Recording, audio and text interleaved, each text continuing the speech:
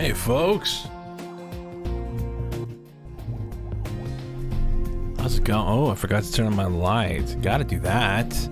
We gotta do that. Gotta have our lights on. Let's turn this music down just a touch. What do we think about the background music? Like it? We want a different vibe. That's not audio.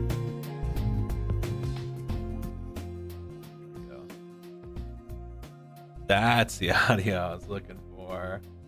All right, we're checking out Citizen Sleeper today, and I'm super stoked to do that. It's been on my list for a bit. Had a buddy recommend it to me. I checked it out for like 5 minutes, and it was pretty text heavy, and I just wasn't in the right like mindset to do that. But I am eager to check it out today, and I'm really stoked. So welcome to the chill stream, everybody.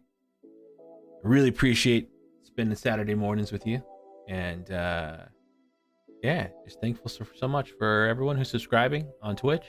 Love you, means the world to me. On Patreon, thank you, Metalhead Minis, our big sponsor there. Your support's so awesome. And check her out on all of the different socials at Metalhead Minis. Any mini painting, wargaming, that kind of stuff. Lynn is your gal. That being said, let's get into some games. Let's get this baby up.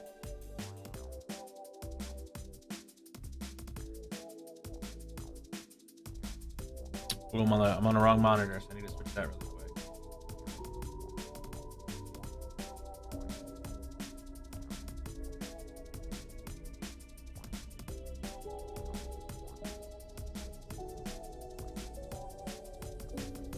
Oh wait, quick shout out. You know it. Shout out to Mountain Dew Energy, baby.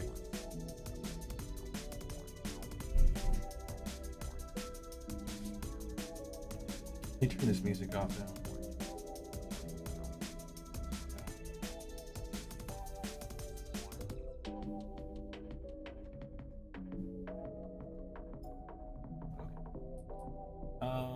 All right, I need to move this,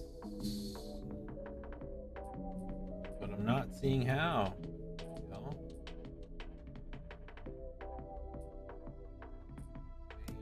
Where are the settings? No settings. We've got a bit of a problem.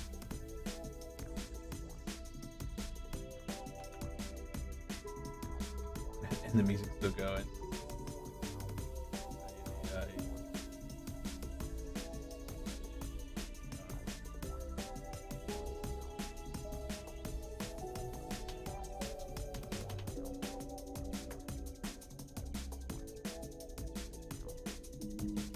This music's awful.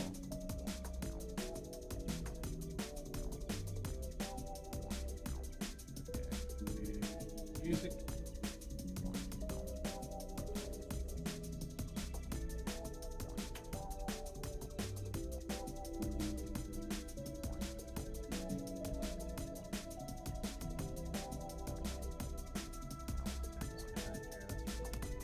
Open. Stop. Jeez Louise. Okay. Let's reset here.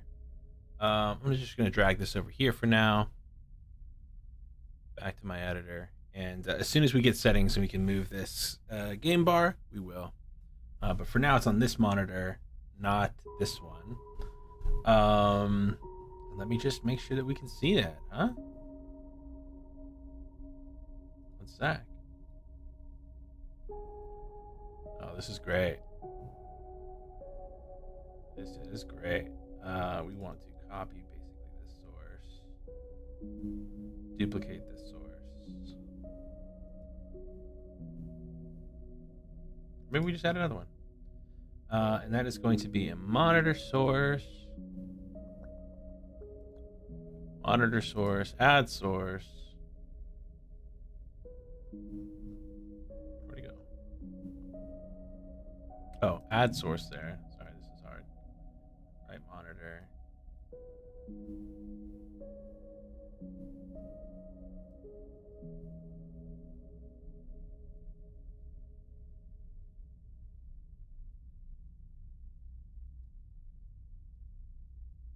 We're figuring it out. Taking a little longer than we want to, but it's fine. Additional settings.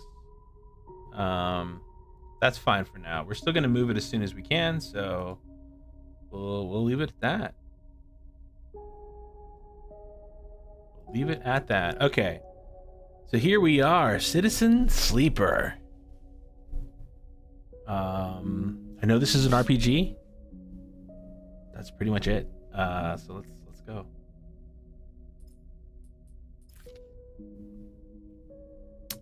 Okay, choose our character class. We have an operator. Operator works with drones and high precision remote machines to perform complex tasks from a distance. Sleepers assigned to operator work are usually cerebral, precise people. They get the transfer intercept perk, the chance to gain cryo and interface actions. Cool. We have 5 skills. It looks like engineering skills, interface skills, endure skills, intuit skills. Imagine that's intuition and engage skills. Intuit. That's interesting. Approach problems with awareness. Approach problems head on, engaging. Use strength of will. Work with digital interfaces. Work with machines and physical tools.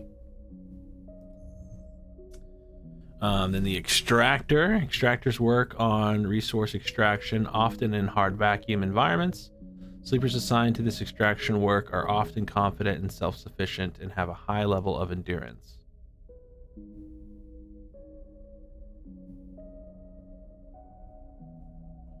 It's the sunbathed dice action. Okay. And I like the music. Music's great. I say that and it stops. Wow. Okay. Extractor looks interesting. Oh, and then finally the machinist repairs and modifies automated systems. This is our engineer, huh? Sleepers assigned to machinists will work usually diligent and careful and structured people. Chance to gain random scrap items on engineering actions. That seems interesting. I could get behind that. So we've got 3 choices: machinists, operators, or extractors. This looks more physical, more intelligence based, and then somebody that's going to focus on maybe crafting or engineering. I don't know exactly what that system is yet, but let's choose machinist. I think that's speaking to me right now.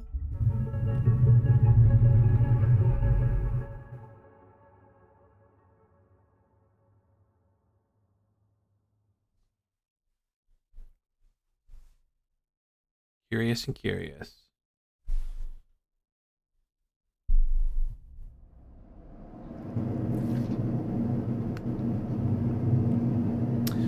The first thing, let me turn this down just a touch.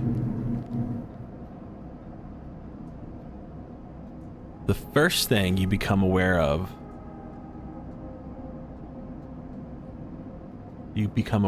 on waking is the disconnect. The delay between thinking and feeling, between wanting to act and acting. Minor, almost imperceptible, but always present. Unknown, where are we? Items data. We've got cryo. Okay, so cryo is a cryptocurrency. Cryo stored in chits, okay. No data. It's at its worst when waking. When your self has spent many dark hours recalling what it felt like to be real. To be a person. To be in a body that was indisputably yours.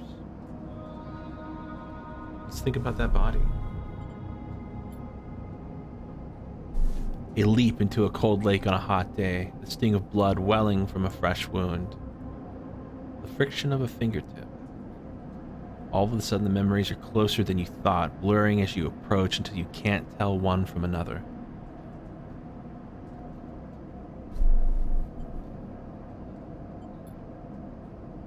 The cold slips in behind you, behind and around you, and sensations fade out of reach. Perhaps you should be thankful for the dulled nature of this new body. Given your current circumstances, the walls of the container feel immediately present, cold, hard, at your back and face, cramping your limbs. We're not having a great time right now. You resist the desire to stretch, knowing that claustrophobia comes next, and retreat a little from your central nervous system. It isn't painful. Not like you used to know pain, at least. Not like that we used to know pain. So when we had a body, it was a bit different. In emergency mode, pain is a message delivered with efficiency and ease, a reminder that harm is imminent. There is no insistent throb, no trembling nerves, just a warning delivered with the banal quality of digital notification. Right now, there are thousands of them. Remember the plan? Remember the others. 2 others. You remember there were 10 of you. 10 that could no longer stand the indentured work, the routines, the slow decay. 10 whose belief in the promised future slowly dismantled day by day until they realized that they had sold away everything that could and would ever matter. 10 that would escape, or at least die trying. Some were lost in the shaft, others found the meeting point. Only a few made it to the containers, but the freighter, as far as you know, left. That feels like enough to know that you might no longer be on the grim and heartless rock, even if in the airless hold of a freighter you might freeze solid long before you reach the destination. Wait for the cold or try to rest.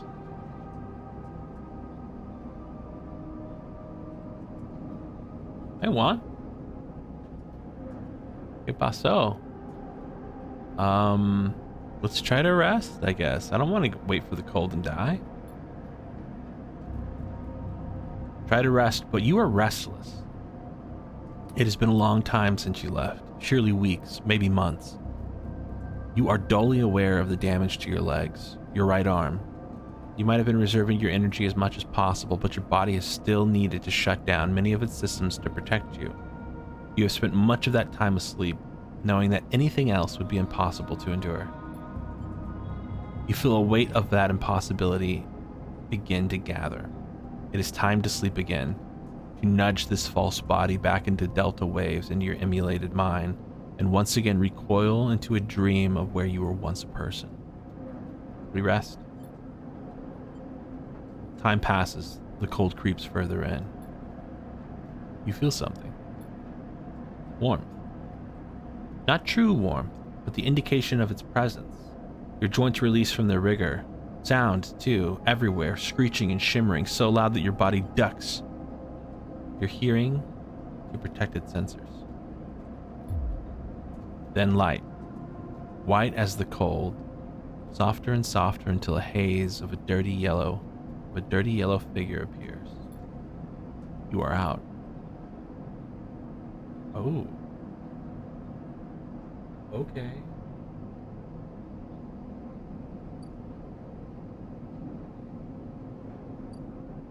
Pragmatic salvager.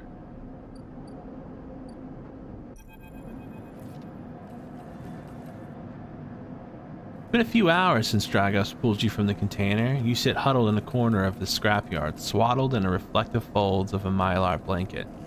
You were slowly coming back to consciousness. Back to life, and you stare at the innately curving element of an improvised heater. Am I ready for Goldberg or WrestleMania? Please no. Please no. I don't know.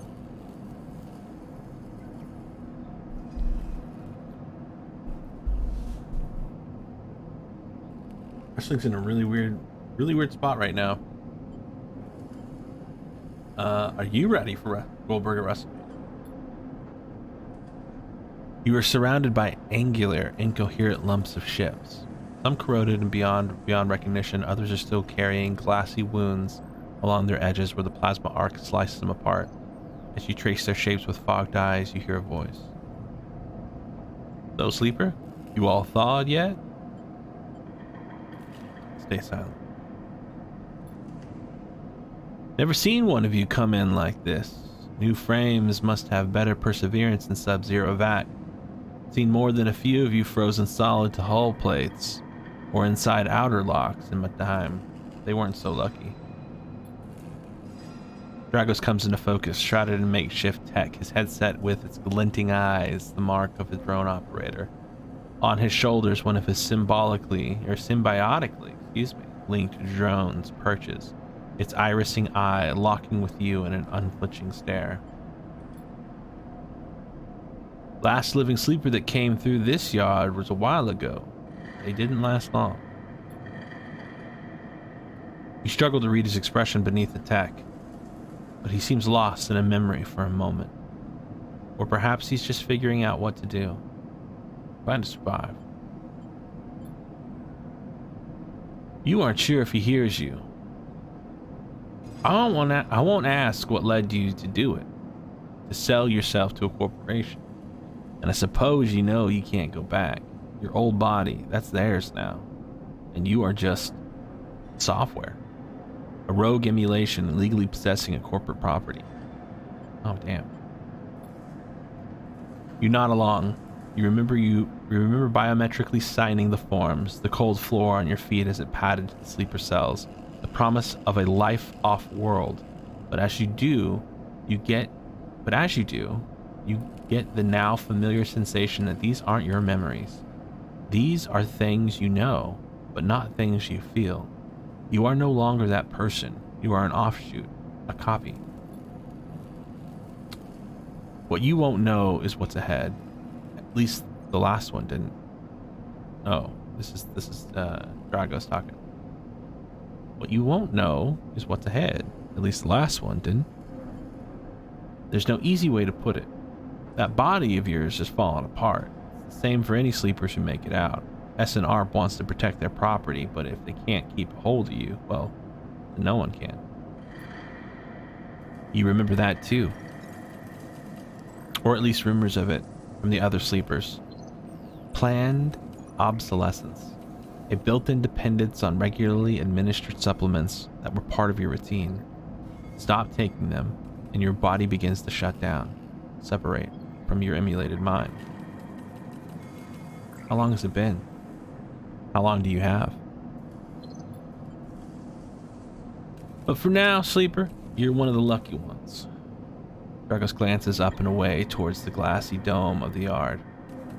The eye is the best place you could be right now. The eye? The station. You'll see soon enough. Dragos impatiently shifts his weight. Look, I've got things to be getting on with. He trails off. There's an old freight container I've been using as storage out in the stacks. We haven't been pulling in much valuable scrap these days, so you're welcome to it. Something wells up inside you. Emotion. Fatigue. You shakily get to your feet. Alright. You head on up there. You look like you need some rest.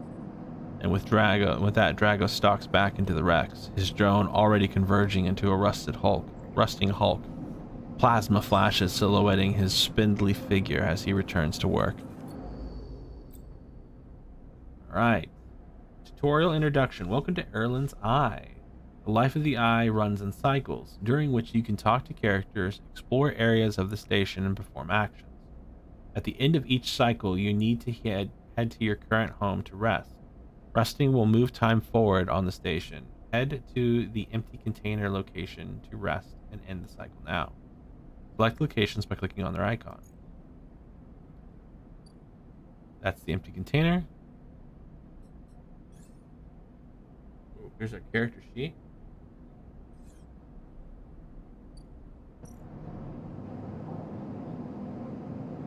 End cycle. All cycles need to end. Rest and prepare for the next one. So this is like ending the round, ending the turn.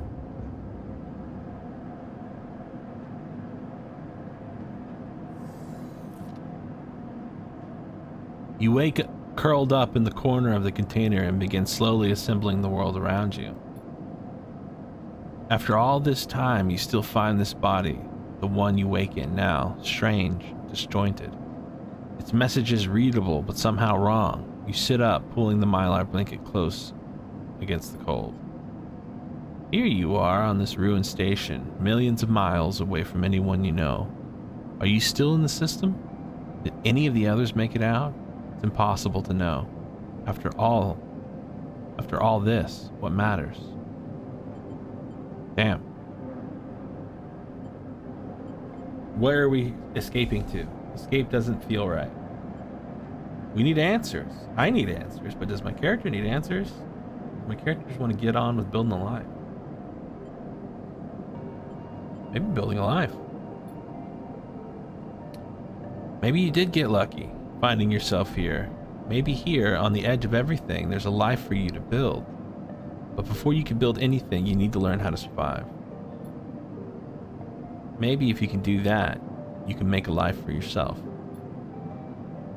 Dragos has left a few comforts in the container: the mylar blanket, the bedroll you slept on, a canister of water, makeshift electric stove, and some faded sachets of some desiccated powder. You thumb the power stud of the stove and begin to boil the water. The contents of the sachets smell like damp wood, and you sprinkle them into the liquid. As the pungent smell washes over you, images from your restless sleep come back to you. A ring, like the station, but skeletal and ghostly. A web of threads pulling at your skin. A constellation of bright polygonal shapes, like angular suns burning into your mind. There's something unpleasantly visceral about these images, and it is long after you finish drinking before they begin to fade. You tidy away the stove as best you can, and try to gather enough energy to greet the day. Oh wow, okay. The condition. Your condition represents the current state of your artificial body. Condition is 1. That is that yellow bar, okay? It depletes by 1 segment each cycle, but you can also be damaged by violence, injury, or lack of food. If your condition bar empties, you will suffer a breakdown. Ooh. You'll have to figure out how to recover your condition now that you no longer have access to corporate pharmaceuticals that were keeping you alive. And then the second are action dice. At the start of each cycle, you roll your action dice. These can be used to perform actions on the station. The number of dice rolled is based on your current condition. The worse your condition, the fewer dice you have. Once you have used your dice, you cannot take any further actions and must rest to recover them, ending your current cycle. Energy. You also need to eat to survive. This is represented by your energy bar. You can fill your energy bar by eating, but first you'll have to find somewhere to get food. Your energy depletes by 2 segments each cycle. If you become empty, you'll begin starving. And when starving, energy loss becomes condition. When starving, energy loss becomes condition loss. Oh, okay. So I'll die. And your condition will also deplete at double the rate per cycle. So we're losing 1, I think. Yeah, 1 segment each cycle for condition. All right, so we've got health, actions, and energy here.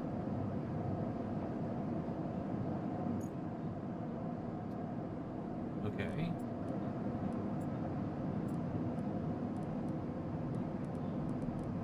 I'm assuming this is a value.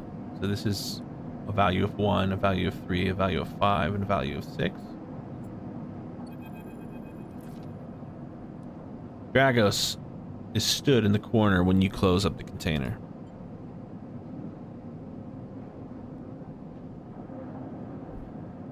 He's still wearing his headset.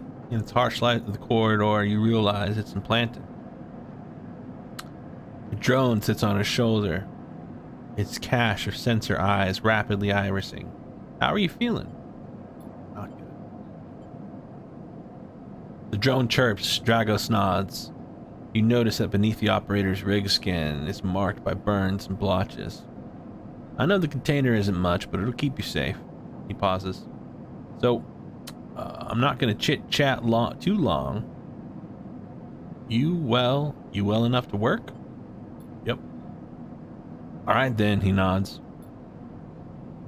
At the yard, it's simple stuff. We hack these old hulls down, sell them off to the shipyards, or the bright market dealers for cryo. Occasionally, we'll pull out some tech, something with a bit more value. Most of what comes in is scrap. It's hard to find good hands here, but I figure as a sleeper you'll be used to the manual labor. And obviously I'll slip you a few chits of commission based on what you turn up. Chits? These, he pulls a handful of small metal bars. Air-walled cryo, isolated from the market. It is what we used to trade out here. He stuffs them back in his pocket. He shuffles his feet nervously. Look, I wouldn't usually do this. In my opinion, you'd be best suited moving on as quick as you can. And sleepers, well, he trails off. But things being the way that they are here for me in the yard, he pauses. I need the help. Why? Things are a little tight, that's all. I owe a little cryo to a client here or there. He pauses, thinking of something else to add. Look, just come down to the yard when you're feeling fresh. There's plenty to do. Will do. He nods distractedly and walks away from the drone, hopping along ahead of him.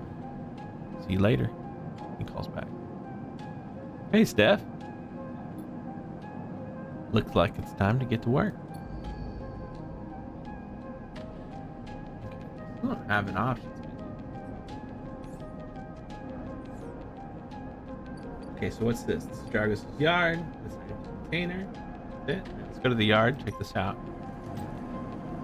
Alright, actions tutorial. Actions are the primary way to interact with the world of Citizen Sleeper. To perform an action, click and drag your action dice into the slot. We have repeatable actions. Hull dissection. Even the rustiest hull can hide valuable components and materials, extracting the means of cutting carefully and skillfully.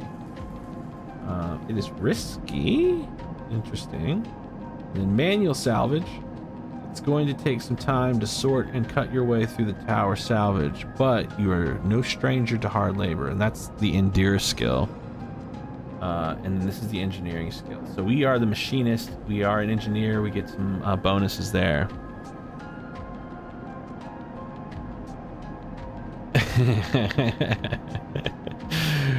What are we up to today? We're just checking out this game, Citizen Sleeper. I don't know if you've played it or not, but it's a role-playing game, and been hearing a lot of people talk really strongly about it. I think it's up for like role-playing game of the year for last year. Slim, there's a lot of reading in this one, man. Yeah. I think this is more of like RPG. I think a buddy kind of described it almost like a worker placement board game. So like I get dice every turn, and then I can put dice into certain actions to yield a certain result. I don't like the commercials, Firehouse subs, and it's still breakfast time. Now I don't know what to eat. I haven't had Firehouse subs in a minute, man. That sounds pretty good. That sounds pretty dang good. What's your Firehouse subs order? All right, underneath my face, there's this bit of text. Actions reward you with a clock progression, energy condition, or items depending on their outcome. There are 3 types of outcomes. Yellow, positive. The action goes better than expected. Neutral, the action succeeds. And then negative, the action fails. And then over on the right side, we've got action dice. Affect these outcomes as follows. 100% positive chance for 6. Oh, wow. 5 dots gives us a 50% positive, 50% neutral. 3 and 4 give us 25% positive, 50% neutral, 25% negative. And then 1 and 2s give me 50% neutral and 50% negative. Wow. Chicken Philly? Oh man, I'm gonna get that for lunch. I'm gonna get that for lunch. I forgot they do Phillies there. Okay. Understand the dice. Actions displayed information about their type, risk, level, and skill modifiers that apply. So the repeatable action, either critical or repeatable. Critical actions can only be performed once. Risk, either safe, risky, or danger. Safe is no loss of condition, energy, or cryo. Negative, risky is negative outcome means cryo or energy loss. And danger outcome means condition loss for negative. Neutral outcome may mean cryo or energy loss.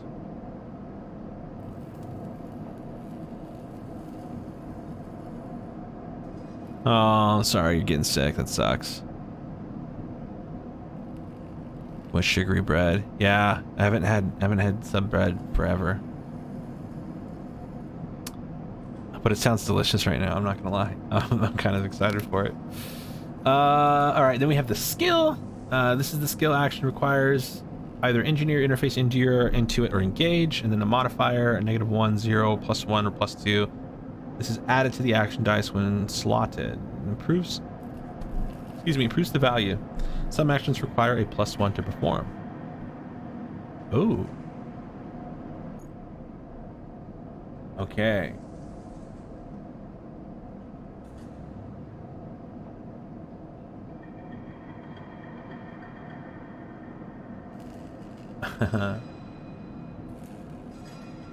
Here we have repeatable action.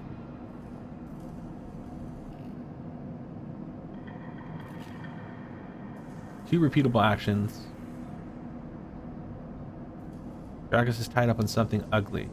If he misses a payment or two, things could get nasty. Back in business, every salvager knows that there are ways that they are always just one locked haul away from their next payday. Okay, so we're an engineer. Let's drop this 5 into this section. And our +1 makes it a 6, which gives us 100% positive.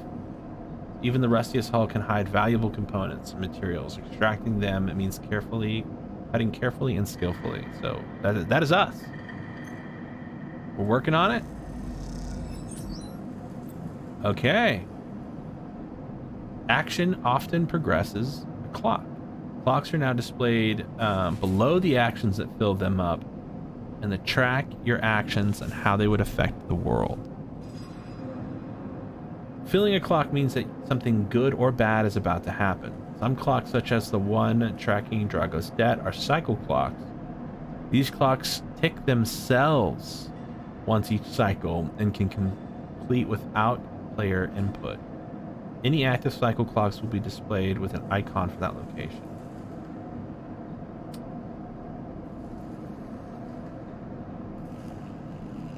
Alright. So am I not supposed to... Oh, I see. It's not actually connected to either of these actions here. It's just going to keep going. So in this case, I can put this here for a 4.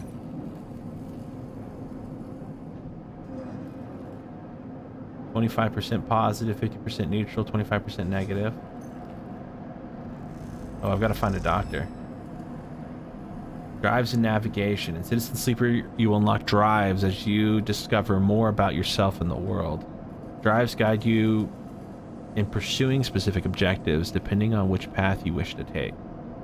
You can track drives, and any track drive will place a yellow marker on locations and will help you pursue your goal. Access your drive menu via the arrow button in the top left of the screen. You're now free to explore Erlen's Eye and make a life for yourself here. Try tracking a drive to help you survive. Look for food to keep your energy up and a way to recover condition. Build clocks to progress stories and new opportunities. Remember to end the cycle at your home when you are out of dice. Use the mouse wheel WS to scroll along the station. Rotate the view with A and D. Good luck. Alright. Cool. Find a doctor. 5. Okay. I didn't see what the value was there. Oh, damn.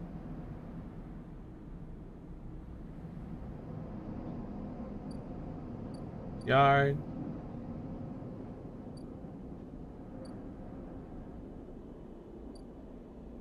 Right market, bustling up the market. Passage into the low end.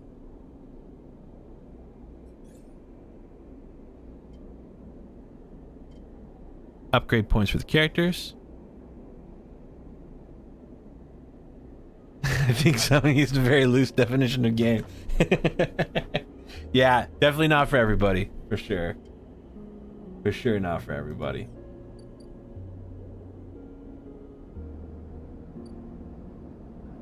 Where do you think a doctor would be? In the wet dock? In the old terminal?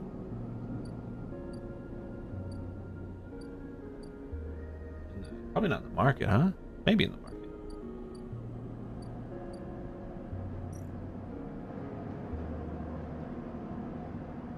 Okay, merchants here willing to run the gauntlet on the Helion system are rare, but those that do always return eventually. Okay. Don't see any actions here.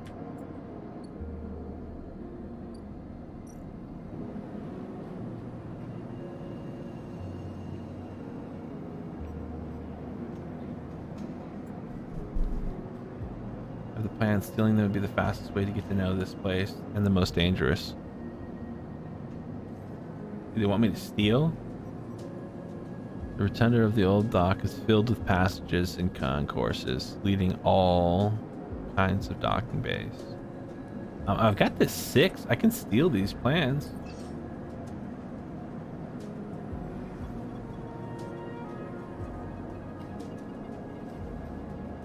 Let's see what happens. Let's steal these plans. Okay, oh shit. I'm on a watch list. I'm on. The security watches the docks. Better to avoid attracting their attention. Okay.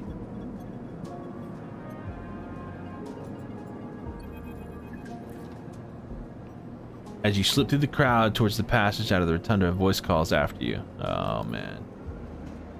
Hey, sleeper. Turn around. You see a Haven security guard tag flashing, bearing down at you at speed, his hand on his hip. Oh,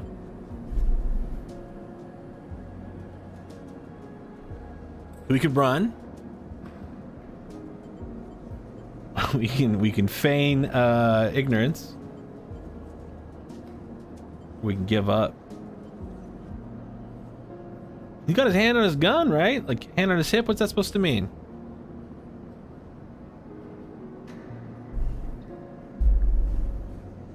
I'm trying to survive in these streets.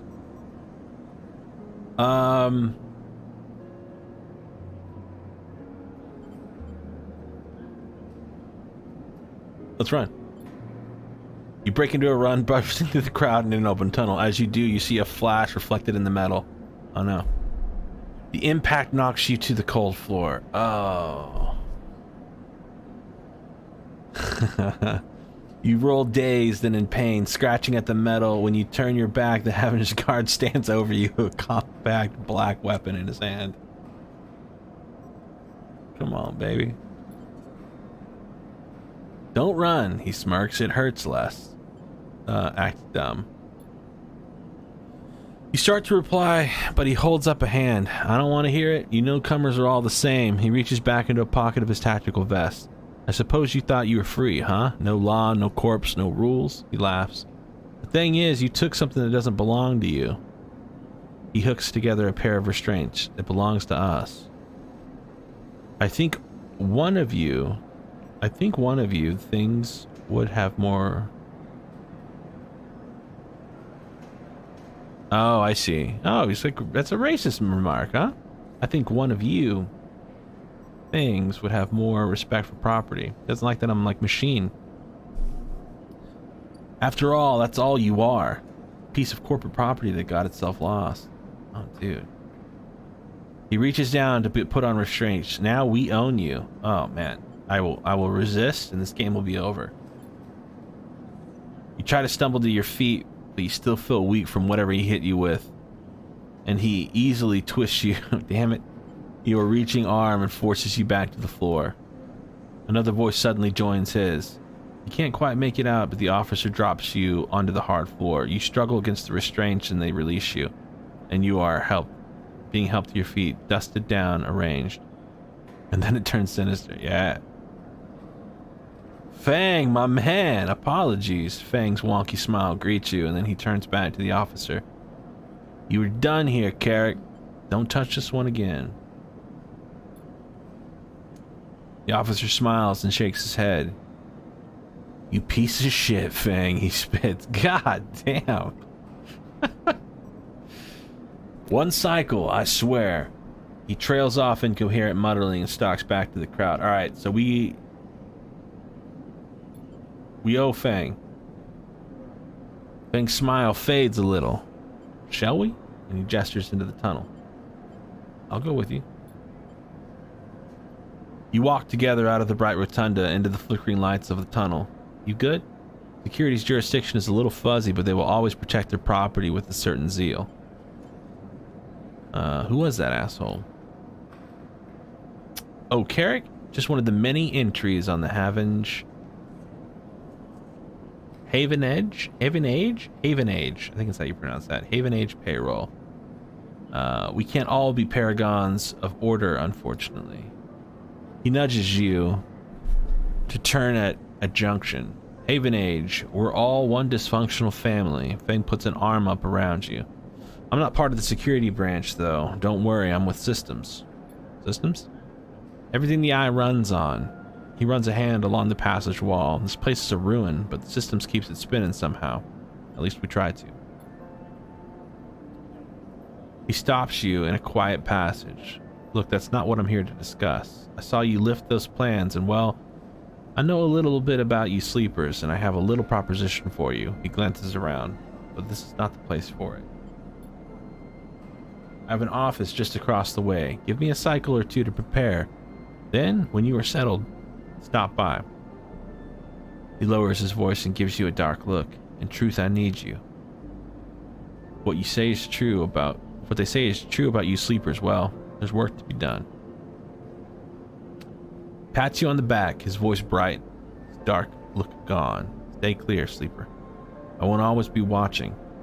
He walks off down the dark passage, raising a hand in farewell. Oh, man. Okay. So what the hell's that knife? Mercenary? Bar?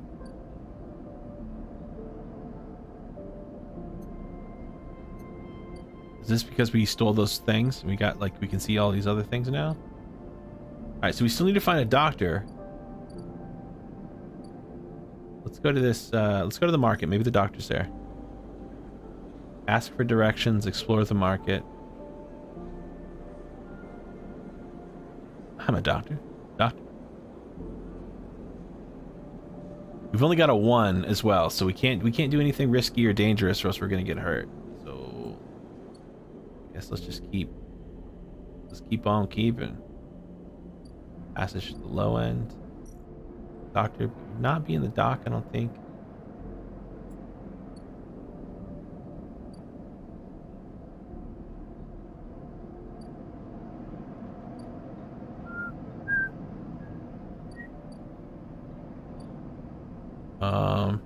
Just go to the bar.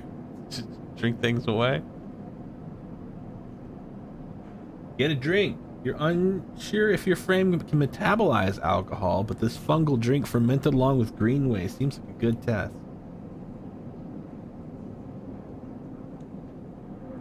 That costs 6 cryo. Oh, or we need rations. We need to eat. Keep some expired Solheim rations behind the bar of those weary spacers who ask why the Overlook doesn't serve food. So let's drag this here.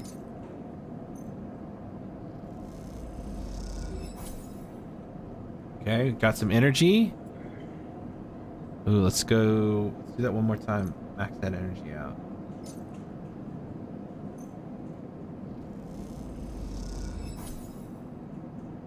Okay. So we're good on food for a bit.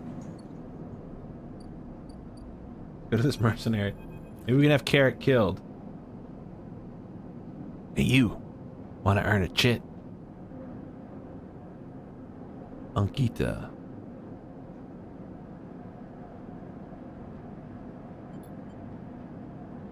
Ankita stands beside a huge pile of tied together hull plates. She stretched out her back, her shoulders bulging beneath her flight suit. And make it too. Ankita laughs. This goddamn station. She sighs and pinches the bridge of her nose. Alright, come here then. You cross the docking concourse as she begins to split the plating into 2 bundles. What is it with this place, she asks as she angrily lashes the massive plates together. Everyone wants their chit, or their cut. She straightens up an imposing height and her armored plates creaking as she looks down upon you. Or is it just that you all think I'm an easy mark? Stay silent. Ankita softens. I get it, I do. She shakes her head. But if I could just go one cycle without some jumped up grifter trying to make me for an idiot, then that would be nice. He'd hoist up one bundle and plating over her shoulder. Come on. Enough chat. Gotta earn those chits. Oh, I'm not really a fighter. I just got beat up by a security guard. You struggle to shoulder plates.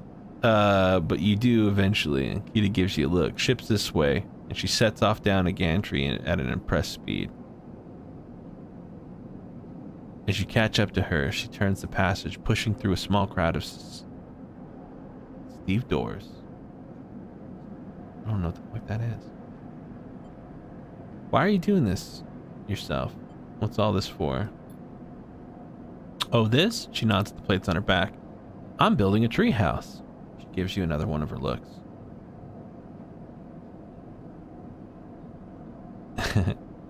It's for the ambergris. The cutter you might have seen sitting silent out there. She rapidly turns another quarter as you trail behind. She got cut up pretty bad on her last job, and I had a moor up here for a spell. But since then it's only gotten worse. Someone's got to get in and slice the core or ship mines, and that now she's gone dark. She shifts the panels onto her shoulder. The upshot is that I'm short 1 ship mine and a ton of repairs to do, and the rest of the crew signed off the moment they got wind I'd be stranded. So yeah, it's been a time. Alright, what can I do to help? I don't know. Got any ship mine tucked away on that frame of yours? For a moment you weren't sure if she's serious. Ankita swings the plates from her back, almost knocking you over in the process. This is me. She hauls the second bundle off her shoulder. You're the first person I've met here who might actually be considered helpful. She pauses, chewing her bottom lip. Look, you want to help? Come see me. I need a hand putting Amber back together. And you don't seem like the type that would try anything stupid. She passes the bundles of plates through the ambergris outer lock and then turns back. Just don't go spreading all this around. Ankita throws you a couple of chits. She gives you a parting nod and ducks to the doorway. Alright, get out of here, she calls back and then slams shut. Hey, I got 2 chits. Alright, we've got 1 die to do. We can go and work.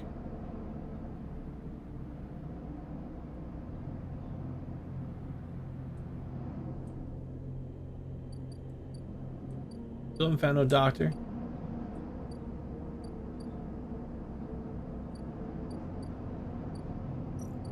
I guess let's work and get some more money.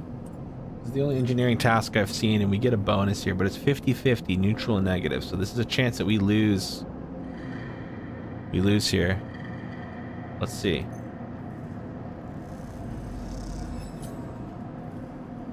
lost some energy. We got the $10, so that's good, I guess. That's kind of a wash because it's 10 for rations. All right, so now we go back here to our empty container. We end the cycle.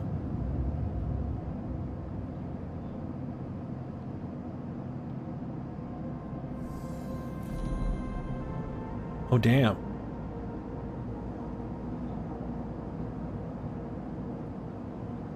Man, we lost a lot of energy right there. Oh, that's right. We lose 2 every cycle.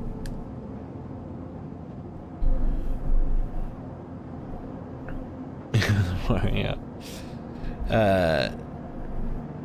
This time you don't wake up. Instead, the ghost of the station, that shifting skeletal ring, surrounds you. For a moment you are gone, absent from your own body, stretch out across a colorless void. Then the connections begin to establish themselves, threads tugging on the edge of your mind. These threads become vectors of exchange and extensions as you feel your thoughts slipping away down them, dissolving into millions of distributed nodes that connect to you. You see the station. No, you feel the station, like a web of texture in a smooth black liquid. Touch it. Find a point in the station and you connect to it, pulse through it. Follow loops and pass around, under and around it. You touch more points than you have fingers, and then you try in a moment of impulsiveness to connect them. The flow passes through you so rapidly that you feel yourself being carried with it, splitting and separating, eddying and gathering. As you do, things occur to you, things that you can't possibly know. You reach out and try to grasp them, try to touch them too. You notice a tugging feeling pulling at you insistently, as if you were a small child. Somehow it is pulling you in 2 directions at once. You look down. All of a sudden everything shuts off. You come back trembling into this unfamiliar body, both yours and not yours all at once. You find yourself standing in the container. Eyes now open to the dark steel walls. You feel a change within you, a shift.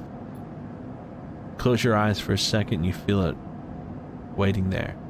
Station splayed out across your mind, a storm of connected nodes, waiting to be explored, and then it's gone. What the hell? Oh man, okay, so we didn't find the doctor. We've only got 3 dice to do stuff with. We've really got to find this doctor. Otherwise, escape will attempt to become a rapid end. Find a doctor. Okay. It's got a little yellow dot. So maybe I need to look for the yellow stuff. Yellow, yellow. So this has got yellow here.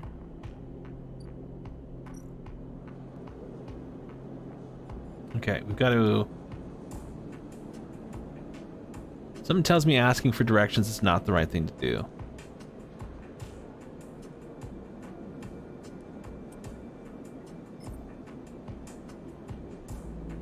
This is risky. We may lose some cryo here, but I'd rather lose that than risk that. And I want to keep these 5 and 6 for something that's going to yield some money. Ooh, lost in energy. Lost in the crowd, you struggle to keep sense of your direction. You sit in the alley exhausted with no idea where to go. Damn. Oh, that's rough. Okay, so now let's, I guess, go here. 5. Shouldn't have gambled. Got more local knowledge.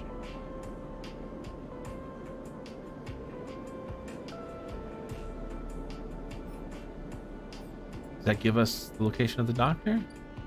Hey, Slum Doctor! And street food. Next! Comes a call from the enforcer at the door. You shuffle down the flickering hallway towards the open apartment door.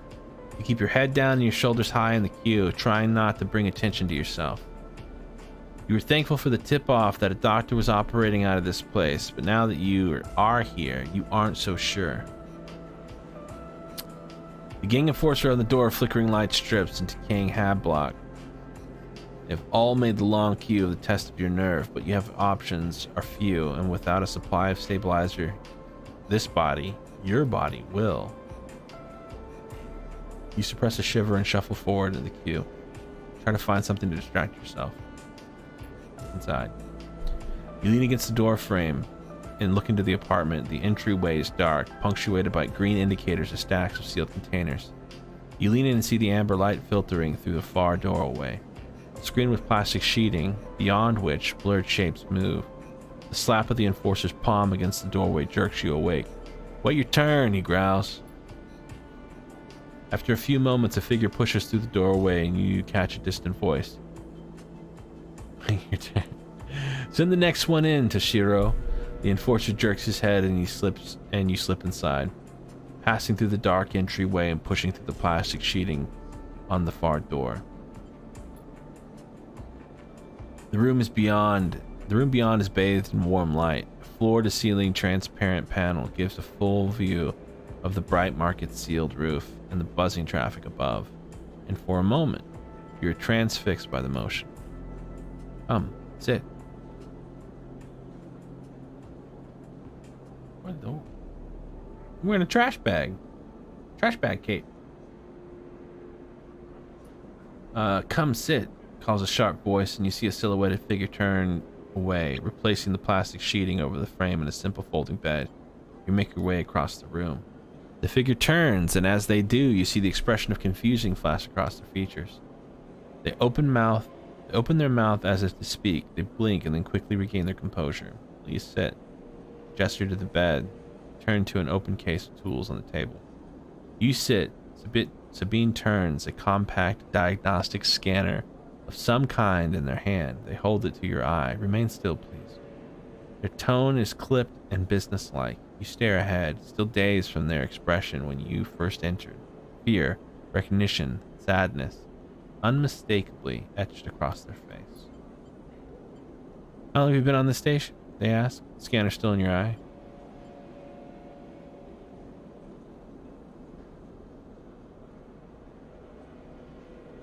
"I don't want to get blood on this outfit, plastic gate." Yeah, you're right. That's exactly what that is, isn't it? A few cycles? They nod. "It's good you came to me." They set the diagnostic scanner on the table. "I'm going to start by assuming they don't want any. Assuming you don't know anything." That's true. Don't snitch. Oh, you're right. You're right. I ain't saying nothing. Always assume Ricky doesn't know anything.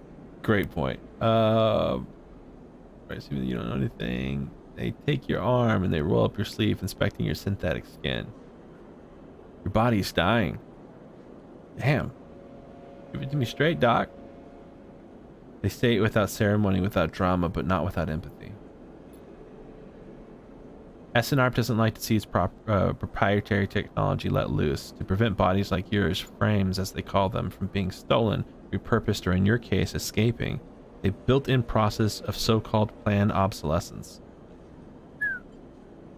Frames decay rapidly when they're not regularly injected with a stabilizer, one of which SNARP remains the sole producer of. They look up. Sound familiar? Yep. Good. That may help. They swap to your other arm, running some thin metal device over your skin. You feel your forearm tremble.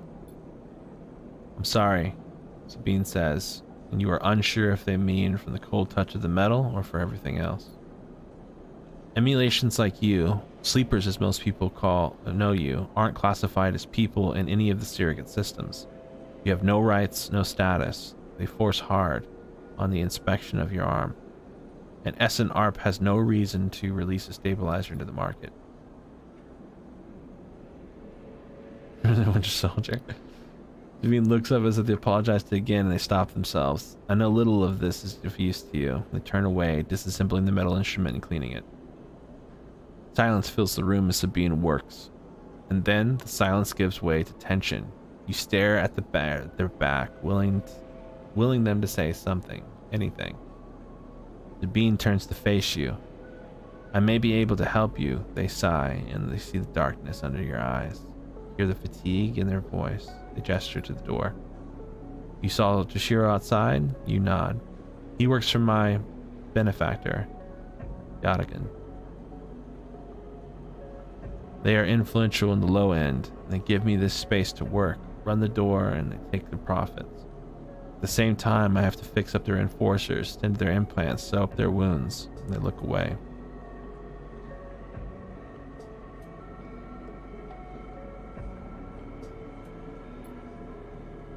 The Yatagan has connections. Smugglers from the Starward Belt, mercenaries working for corporations on Ember. If they can source the stabilizer, maybe you have a better chance. Alright. We're gonna get in league with the mob. Sabine sets down their slate and notes their notes complete. This is dangerous and it can be expensive, but I think we can do it. Thanks. Sabine walks away to the window, their face dappled by the shadows of passing drones. Question them. I'm taking them face value. Okay, thanks. This is dangerous. You want me to talk to gangsters? Sure, point me in the way. I need to go get some ramen. I'm hungry. To see if this works. I'll let you know if I have a lead. You nod and leave. Sabine's still starting out, unmoving. When you reach the lower level of the market, you look back up through the panels of the roof to see if you can see their face. But the room looks dark against the lights of the market. You duck your head on the walk off into the crowd.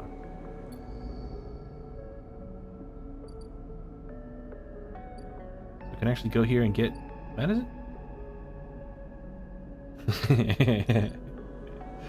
Yeah. Pushing the stabilizer. But it's gonna take a few cycles. Dang. Okay. We need at least one food or else we're gonna start starving. Let's go to this ramen shop. Emphas is busy, his broad face uplit by the makeshift gas burner in front of him. With precise and delicate movements, he lays thick chunks of marinated fungus into a dented wok, his other hand idly tossing in a metal bowl of sliced vegetables and some red flecked dressing. The smell is incredible. You watch as he fulfills a set of orders, heaping the fungus into a bright salad and depositing it in plastic trays. A stack of chits rattles in his apron pockets as customers file past the burner, handing over payment. Approach. You join the queue, and most of off-made duty salvagers' vac suits unzipped and rolled down to expose stained vests, grubby mods of lattice and scars and tattoos. They discuss the best food on the eye, the best drink, comparing notes of bright market dives. Their words cut through with heavy space slang. Eventually, it's your turn, and you shuffle to the front. Emphas speaks up in a deep, even tone without looking up. First try is free. Oh, shoot. Wait. This is what Slim would do. Wait. What do you mean free? The smell is almost unbearably strong as he cooks. Earthiness of the fungus laced with something so spicy the smoke makes your eyes water. The heat from the burner is like a bonfire and your skin hardens in its glare. I know you sleepers, Emphas says while he cooks, his voice deep but clear. A hard life and a lot of stories. He glances up from beneath his cap, piercing eyes. I know. Tell him a story. You begin to tell him about your journey to the eye, and he nods as he cooks, his eyes never leaving his work. You tell him of the confusion, the pain, but also the sense of possibility in its sudden arrival. Do the chip challenge. Have you done that? Have you done that chip challenge? I thought I remember Buck telling me that y'all did it.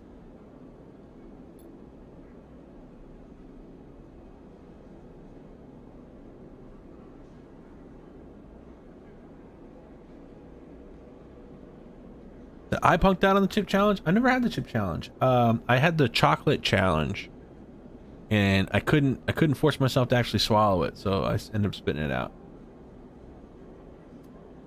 It was one of those like hottest chocolate ever, but like if you buy it, they give, I don't know, like $50 or whatever to feeding the homeless.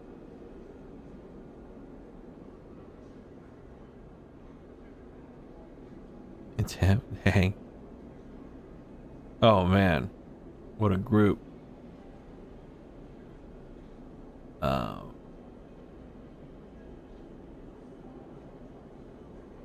It was really dramatic about it being hot. I had the one chip. No, I want to try the one chip, but I don't know. Because like I guess you're supposed to do that and then like not have anything to drink or whatever for 5 minutes or something crazy. I don't know if I could do that latter part. I think I'd immediately need to get some water or milk or whatever the hell you're supposed to put in your mouth to cut that. 5 minutes, God bless. All right, you tell him of the cold and dark container, the endless cycle spent within it. Now it seems you tell him like some dream that you once had. Never forget. You tell him that the eye excites you, scares you, and you are unsure where to walk, where to look, what to do. Eventually you tail off, running out of words. He places a plastic tray of steaming fungus in your hand. Next time we can talk some more. He smiles, but next time you pay. Slams a heavy hand against a button on the burner side and shuts it off. The roar of the flame, its impressive heat fades. Next time, then, sleeper. He waves you away, but begins to oil the walk before you turn back to the alley and notice the geometric patterns and circular scars across his forearms, each surrounded with a constellation of glinting pink pen marks.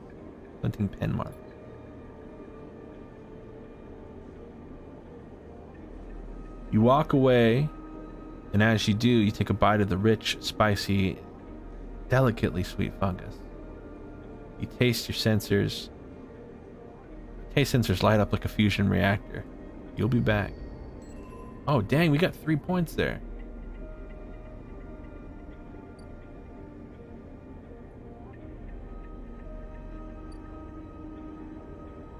Okay. Where to now?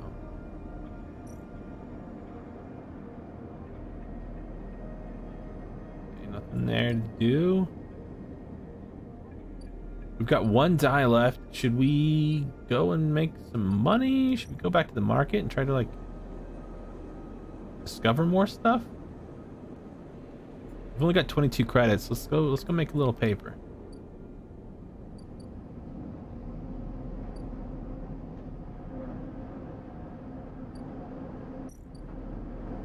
This is a guaranteed positive.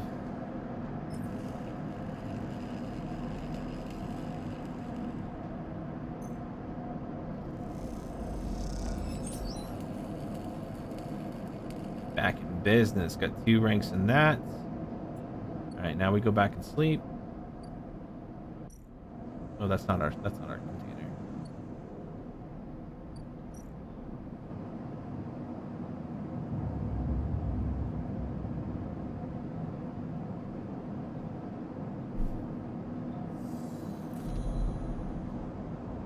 Again, the skeletal ring of the station fills your mind. It sparkles with glinting lights. Stars reflected in Winter Lake. It is clearer and crisper than before. The threads still pull, but you remain in place, flickering in the flow. Between the threads, you see bright shapes, caches of shimmering lights beneath the transparent crystal forms. Follow the path of the thread across the ring, through these forms, and then leap off into the void. You begin to understand. These are nodes and connections of a map of information, of communication. There's so many layers, so many loops, but it seems almost impossible to parse. You begin to try. There are more threads than you can count. You choose one that passes nearby as you approach it. As you expect it, you understand why you instinctively chose the word thread when you first saw them. They are not a single lines, but rough, fuzzy things woven from data strings of all kinds.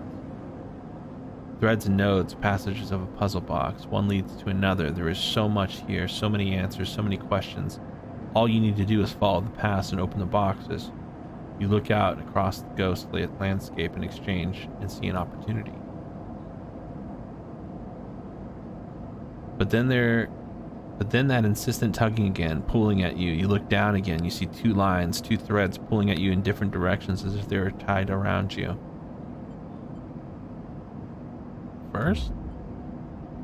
The first thread leads you out, away from the station, into the inky black. Someone out there is tracking you, hunting you, following a thread to you. They are in a ship, and the ship is approaching ever closer with each cycle. Oh. Second thread leads in, pulling deep into the station. Your gaze follows it. And this time you see something, a sphere shimmering above a strange angular body. A pulse shoots out from it, passing over to you like a torch beam, testing you, tasting you. What? You open your eyes, time is short. Man, I got a 1 again. Being hunted.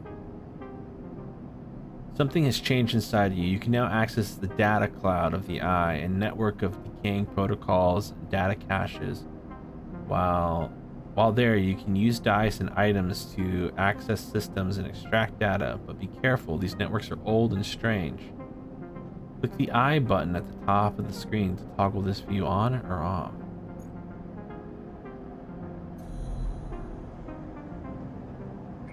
Oh shit.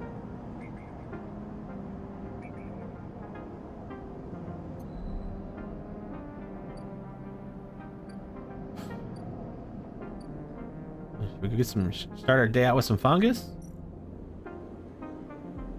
$15.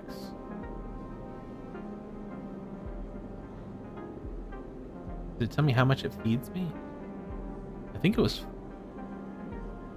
3.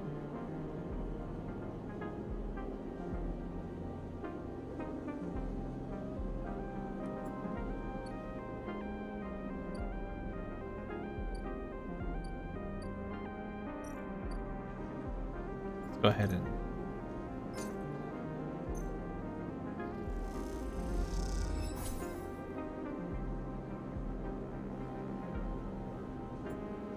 all right, we're full.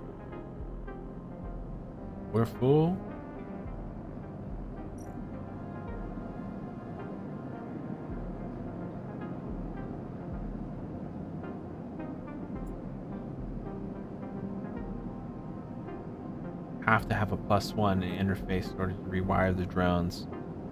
Okay, we can... Maybe we're supposed to focus on like one at a time. This dude's got bill collectors coming. We don't help him out.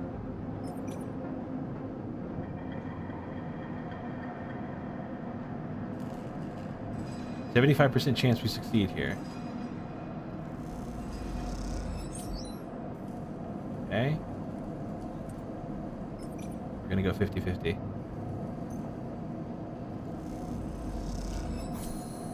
We did it! Now what?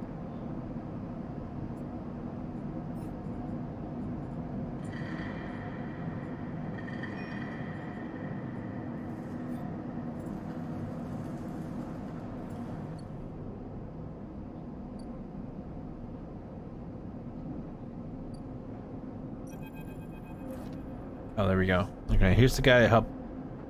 He saved us. You arrive into a buzz of activity at the yard. Red blinking lights flash across vast dark shapes suspended below the dome. They flicker across scorched hull plates, bent structures, spilling from holes in the twisted shape. The cutter is huge and has been torn apart in some violent encounter. Oh shit, I didn't mean to click on that.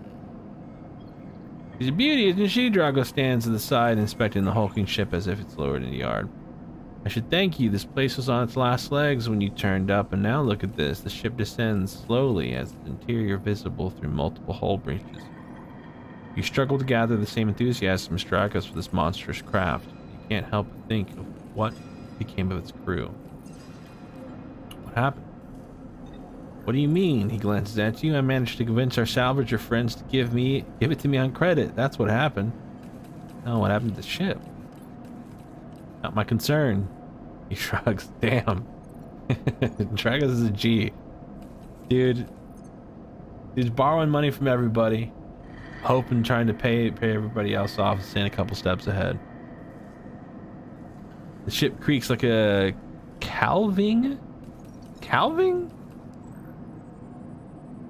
iceberg. I don't know what the hell that means either. As it reaches the base of the yard, Dragos is visibly excited. I know I said you shouldn't stick around, but I'm gonna need some help with this one. The drones start to crawl out over the hulk, as their eyes illuminating flashes of dented hull. Watching, you wonder if you arrived in a similar fashion, locked inside of a container, the wrecked S&R freighter lowered into the shipyard, like a corpse ready to be butchered. Or was this container delivered to Dragos on its own, a womb for your rebirth into this strange station? You shudder.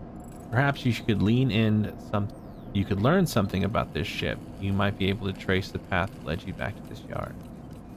Dragos squeezes your shoulder. After these past cycles, I think we are up for it. What do you think? You see the fading name of the ship emblazoned on the side, Winter Light. Let's do it. Claps you on the back. Glad to hear it. Come back in a few and we can make a start. Real beauty, Dragos repeats.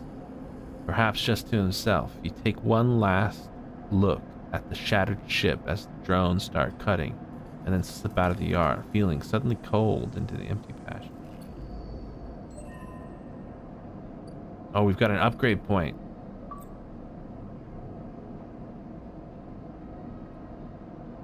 You've completed your first drive. Each drive completed unlocks an upgrade point for your character to spend on your character, accessing your character menu via the arrow.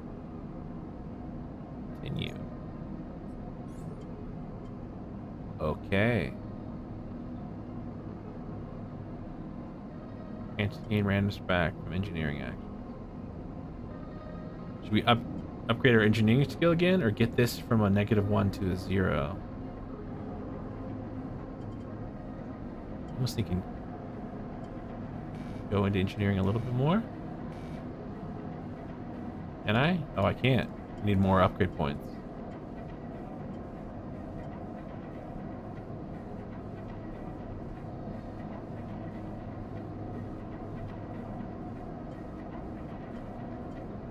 Allows energy recovery at home. Photosynthetic skin. Is there anything I can do to gain health? Gain energy after an engage action. Chance to gain cryo on interface actions.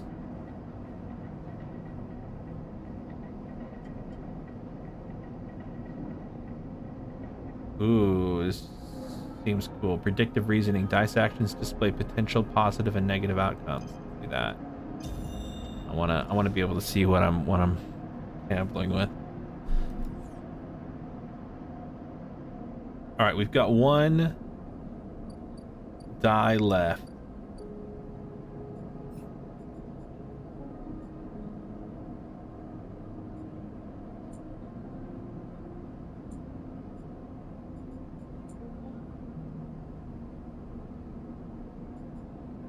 I'm gonna start knowing her.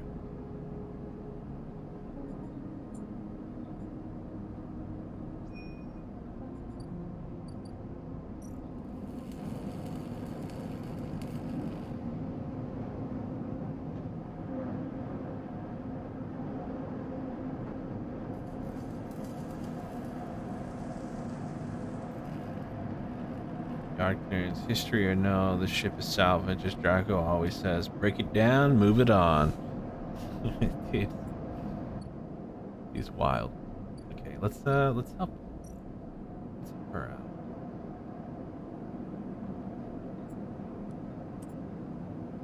+2 to ship shape. 1, 2. We need 1, 2, 3, 4. Four actions here to do this.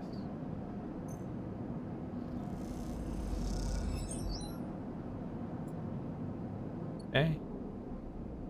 Started that. I don't know what we do to get this up. gonna take a few cycles. Do I just rest? It happens automatically. Let's see. In the cycle.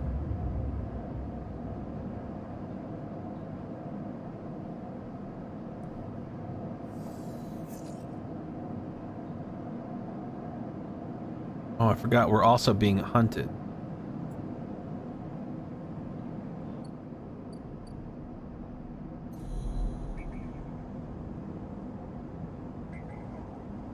Keynode.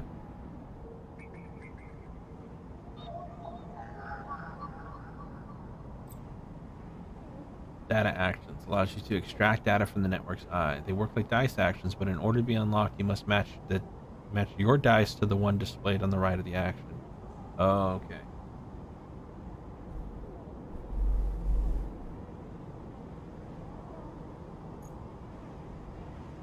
So I've got a 2. Let's match this 2.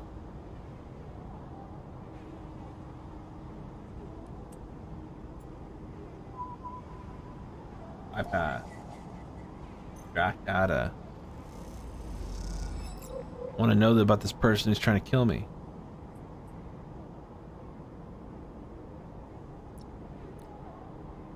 Okay. Oh no, now I just have a data. I see. Damn. Okay, that was a little different than I thought it was going to be.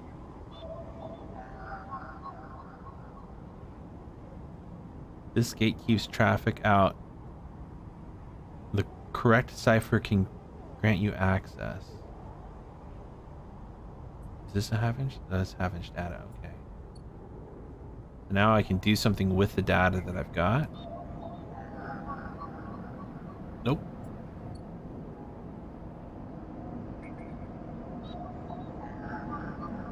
Nope. These look all like 1s and 2s, which is cool because I can put my another cipher that I need. I put my low dice result here.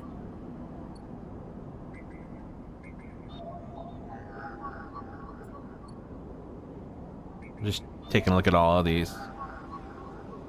1s, 2s, and 3s so far.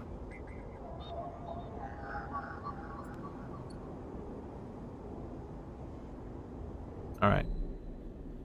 Okay, we don't need to eat. We gotta wait another turn in order to get that. So I guess let's go and help. What's her name again? A bit.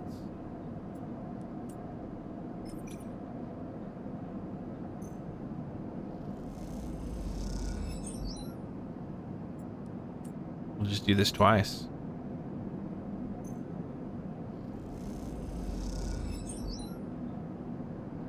Alright, we'll have that finished next turn. We just go back and sleep again. Then we'll have to eat this next thing. Oh, I didn't mean to leave. Alright, I think I've got a pretty good understanding of how the game works now. This definitely feels kind of like a board game, which is, you know, in my wheelhouse.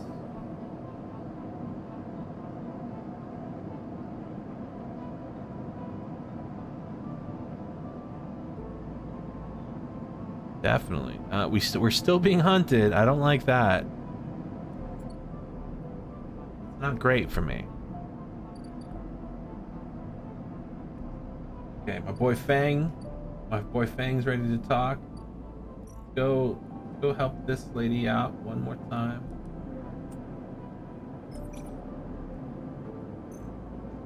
This will be a 6. Okay, we are repaired.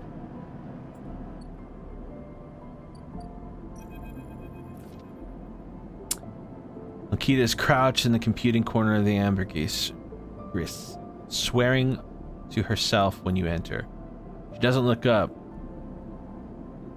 These shits completely ruined the core's connectors when they cut it.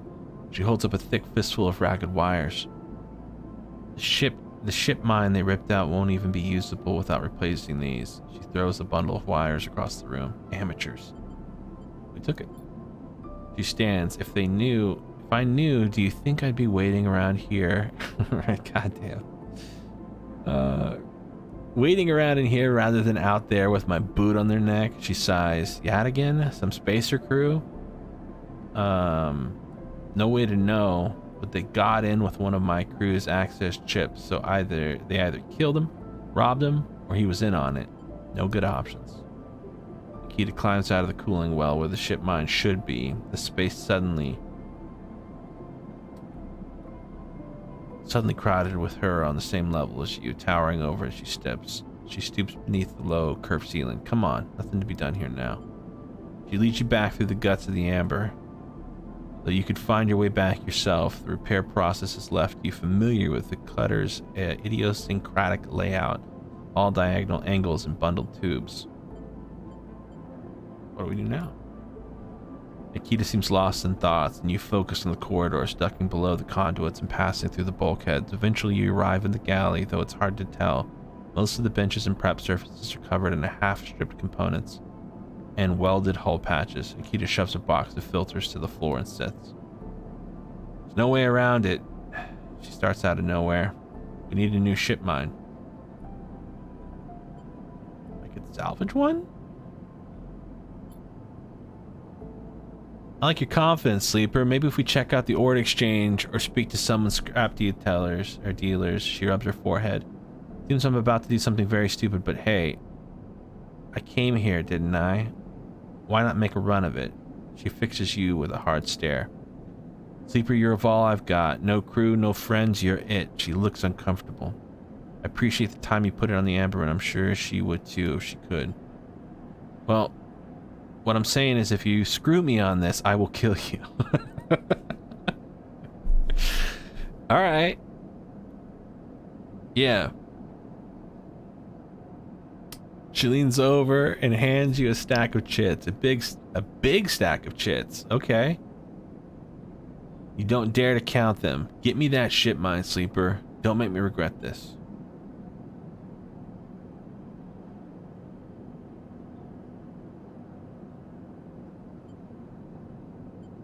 But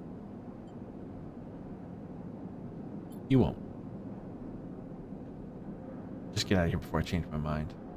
You slip out of the galley and head back towards the main lock. As you do, Amber growls and creaks like a caged animal. You reach a hand out to calm her. Time to find Ankita a ship mine somehow. Oh, okay. I thought I was going to get another upgrade point for that. I guess that drive is not complete. It's just onto the next thing.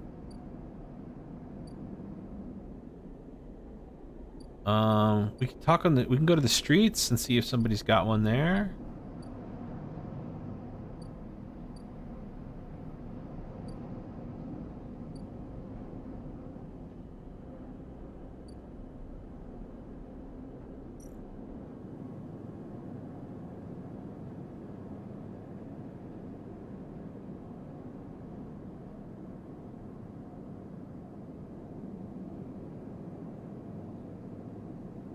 Most of it comes to Starville's corroded trash, but sometimes something valuable can be found in the salvage. We could try to buy scrap. Let's see. What happens if we do this? 20 bucks. We get random scrap.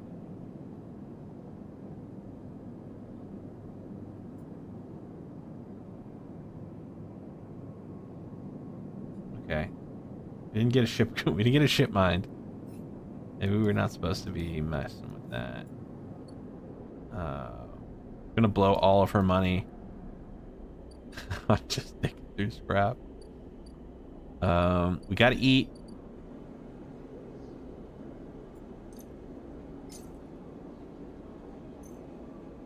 We knew we gotta eat.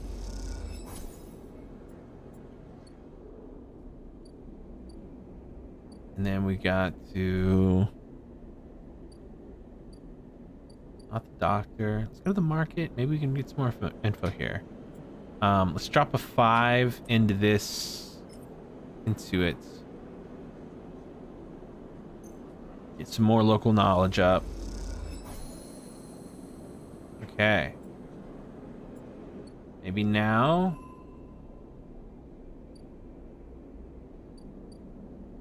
The Ort Exchange. Oh, my baby's back. Hey, how was your sleepover? Good. Mwah. I missed you. I like you. What you got? You painted that? Let me see. Oh, wow.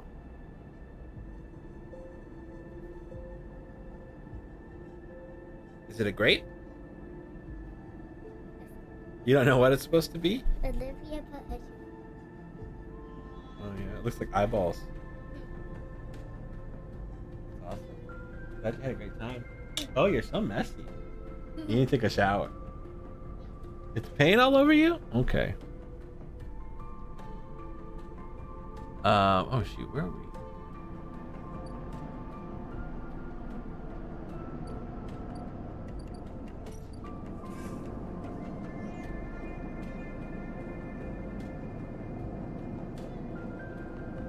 Oh, hang on.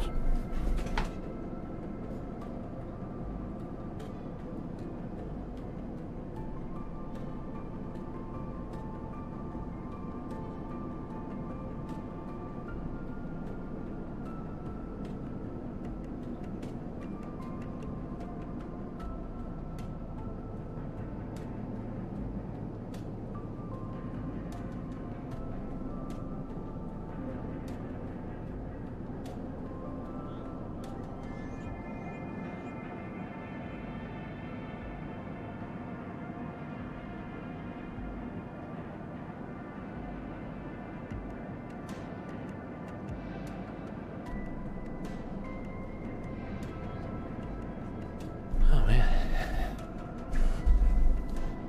Kiddo fell. She's okay though. Alright. Sealed the dock. Lock the dock. See what this is. Sell components. Oh hey, I can sell components. Let's see. What does this do?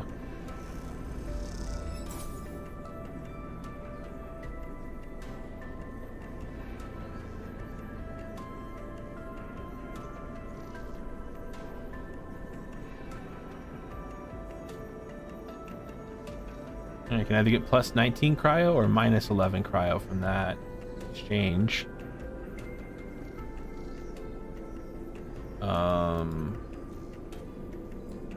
Okay.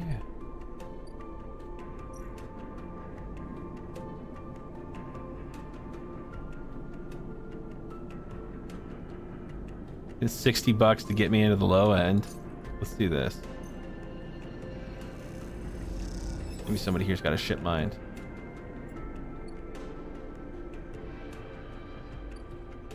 The low end. Free spoke. Founder's Gap.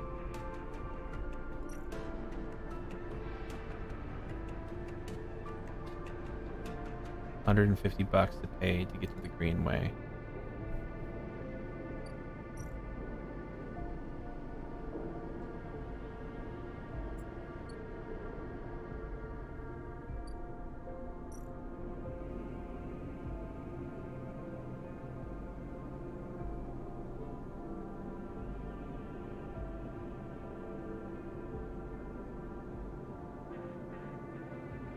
No one knows you here. You'll need to change that if you want to access the low end's residents and facilities. Okay, so we got to build up our reputation here in the low end. Dude, I don't know what to do to get the ship mind for what's her name. Let's go to speed. First thing you see here in the glint of Tashira's implants, a cat's eyes, like a cat's eyes in the dark of the corridor. Oh, cool. He nods you in as you arrive at Sabine's door. The entryway is still dark as you push through the sheeting into the surgery.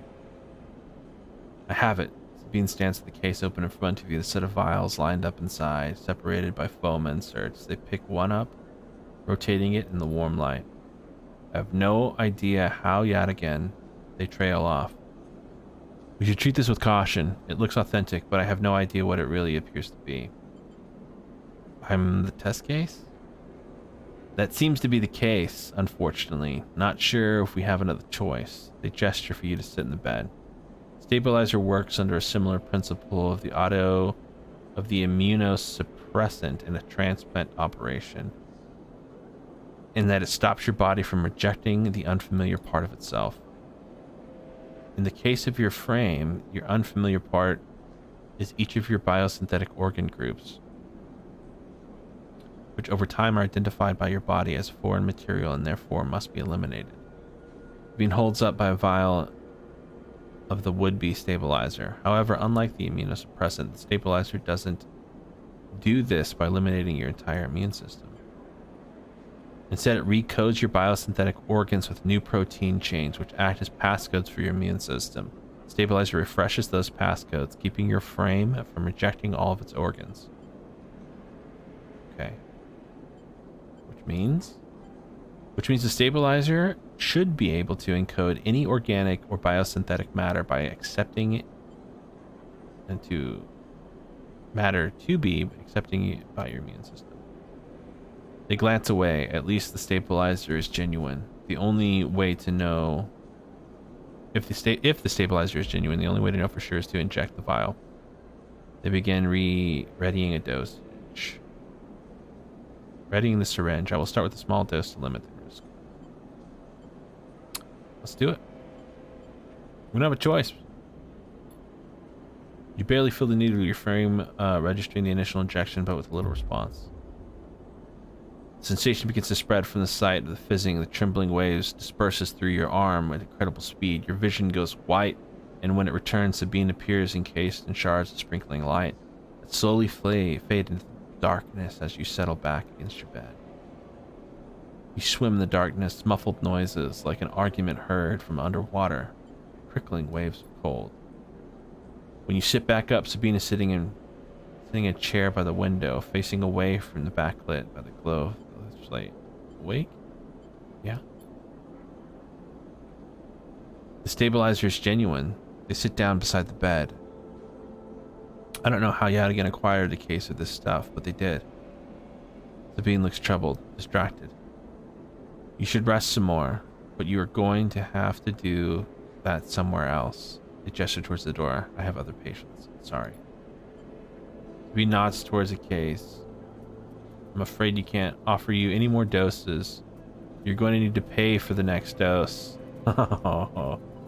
Silence fills the room and they look at the glowing slate. Looking at around the room, it seems different somehow, as if things have been moved or shifted. You wonder how long you've been out. Sabine? Nothing comes free, sleeper. Remember that. You manage to get to your feet. You wander out into the hallway. The queue stretches down the flickering corridor. Toshiro stands impatiently by the door as he fixes you with a glare as you leave. You lower your eyes as you stumble past, somehow faintly aware of the station spinning beneath you. Oh, we're all the way up. Nice. Okay.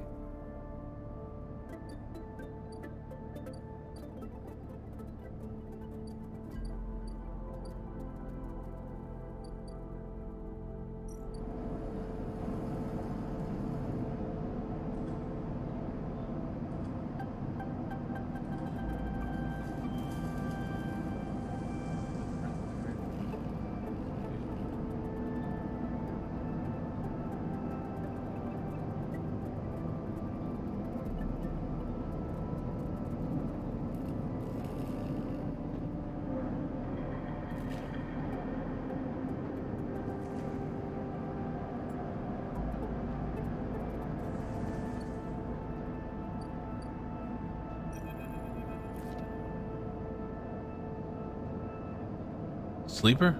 Bang catches your attention as she approaches the Haven Age building, leaning against the bay door to the side entrance. You approach, easier to come this way. Security, all that, gives you a look. You know. He slams a button in the bay, and the bay door creaks open, blinking lights and dark behind it. You follow Feng inside. Truth be told, I don't spend much time upstairs. This is where I work. The door hisses as it closes behind you. The bay is filled with all pieces of hardware, all rigged up in generators and diagnostic states. These and things you don't recognize with the glow of blue screen light. There's a chorus of hums that blends with a single wave of static, filling the dark corners of the room. Fang leans into a server stack and gestures. You like it? It's a mess. Hey, the whole station is a mess, and that's what I have to work with. He taps a nearby server stack, which beeps in response. This is my treasure trove, all dredged up from the sea of systems we call the Eye. You wouldn't believe what this place runs on. He steps over a towering block speckled with vents. Some of these systems were built from the original station, the one Solheim built. We've had to invent new components, repair things we've never built, reverse engineer entire subsystems into existence. Residents here look up at the Eye and think they're seeing a constant, concrete reality. This place's system is in constant flux, decaying and growing, collapsing into new configurations. You walk down beneath the hardware stacks and you follow.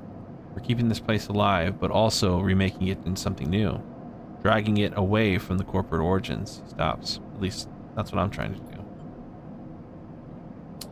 Turns back to face you among the flickering machines, humming all around. I know you can see this too, Sleeper. All of the systems and sections. You can, can't you? What am I thinking of it so far? It's interesting, yeah. I'm digging it. Yeah, I'm digging it.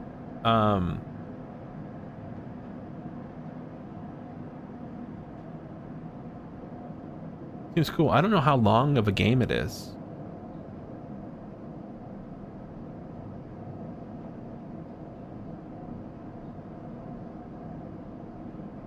But I guess, yeah. If it's like 8 or 12 hours, dope. You can't. I can see it. Makes sense, right? You are between here and there, between the people and their systems. You light up the place like a beacon. That's what I need. You glance at the lights around you, and as you do, they seem to flicker to realign and follow your gaze. Fang notices it too. I'm guessing being a beacon isn't always ideal when you are the one to run through. They're tracking me. Pat you on the shoulder. Maybe I can help you with that. There's a lot of old growth in this place. Subsystems I can't see. Access protocols, lost to time, decay, secrets, a shitload of secrets. And with your help, I can unlock this place, break off those last ghost limbs of corporate control. He lowers his voice below the hum. Even Haven Age, there's old growth. Those whose roots can be traced back to the bad old days. You help me dredge up the past, and I'll see what I can do with that tracker of yours. He winks. What do you say? Aw, man, baby. Fang pumps his fist and claps you on the shoulder. He meets your eye. You won't regret it, Sleeper. Fang passes you a ragged look from a metal tab. Gift, he says. Okay, so give me a cipher. Cool.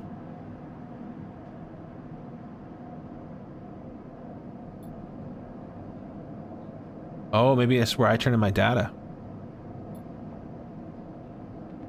He slams the door button. Keep it quiet, keep it clean, Sleeper, and I'll see you soon.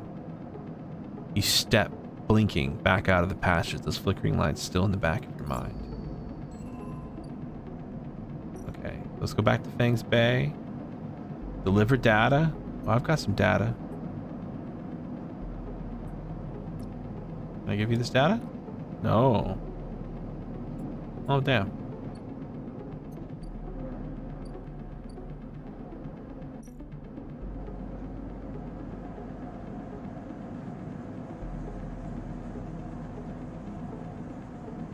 All these little locations, you have to basically get your reputation up to a certain point before you can unlock further actions. All right, let's see what we can do. We've got a cipher.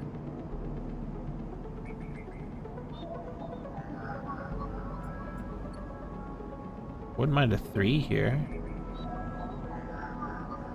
A 2. Oh, here we go. So I'm going to slot this cipher here.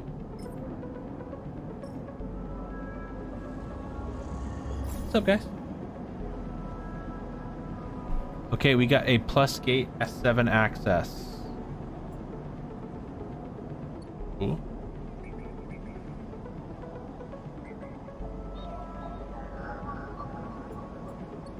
Those some 4s now. Here's a 3. Gonna drop this guy here. Bypass these protocols. Extract the data.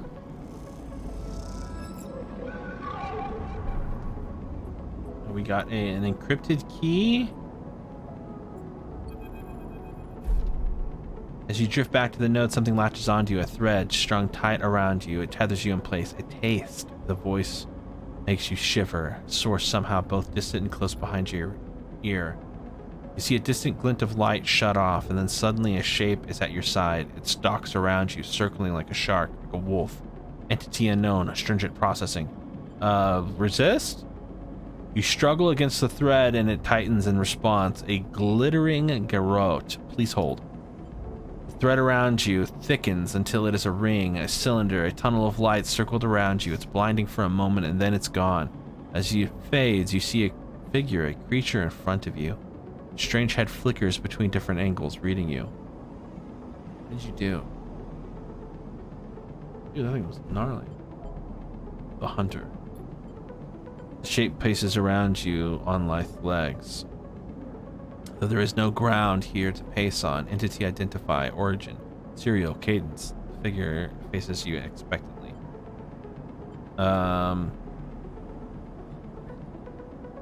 This is Citizen Sleeper?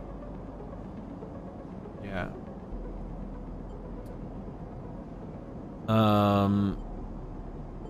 Stay silent. Refusal. The figure's strange head rotates. Brackish signature of and not of, attempting to interface.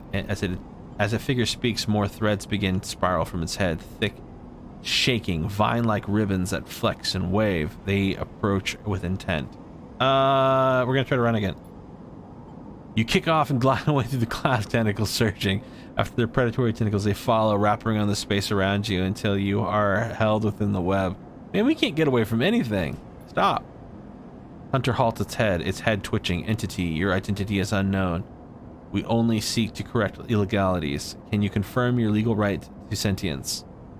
I'm a person. Incorrect, you are an entity. All at once, Hunter's head is directly in front of yours, blocking your vision. You stink of their taste. The one from the sealed dock. Hunter shimmers with fury. I will find access. I will interface. Sealed dock. An entity hides its in the rotunda. You are its puppet. Hunter extends a razor-edged thread. I will not be diverted from my task. It glows with murderous intent. Strike. You lash out with all your force, not a physical strike, but focusing. A spike of interface leaping out like a tip of the spear. Hunter stumbles, shifts, separates. Wake up.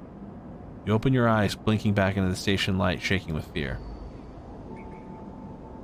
Damn, okay.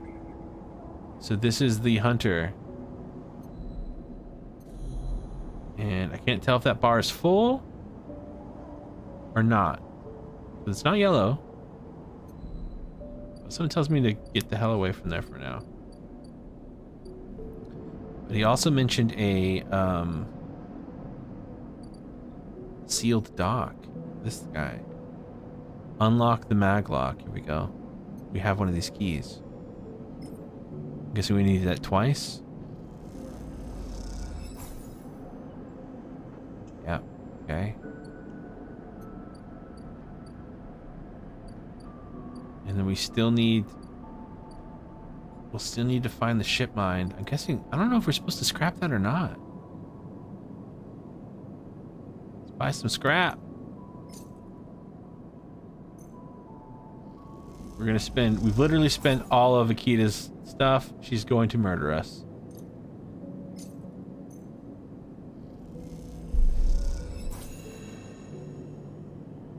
Okay. She's gonna kill us, man. I know it.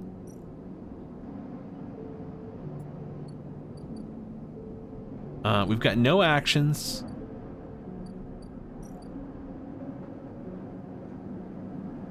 We need the ship mines. I guess we can go to sleep. We're gonna have a lot of actions on this next turn because we've got our health back now.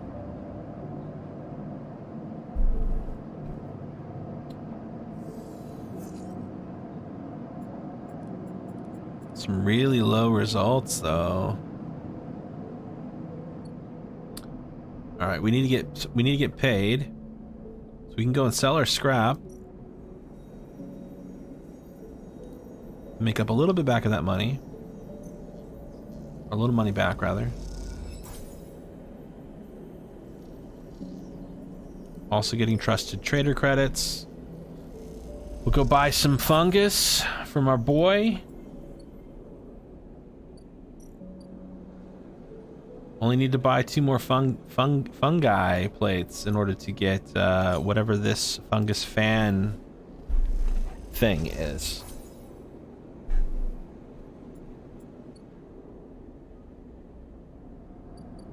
Okay. Now what? What happens if I go here? Hunter's still here. Let's find some ones. Here's a 1. You gonna murder me?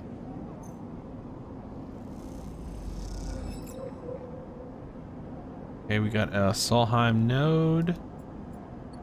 Ooh, that gave us a key last time. Oh, we're looking for a circle.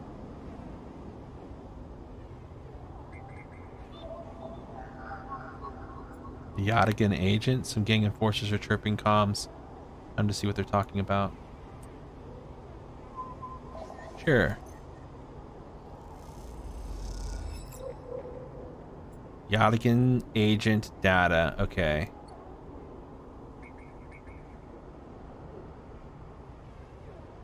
Oh, I see. The hunter now has two things.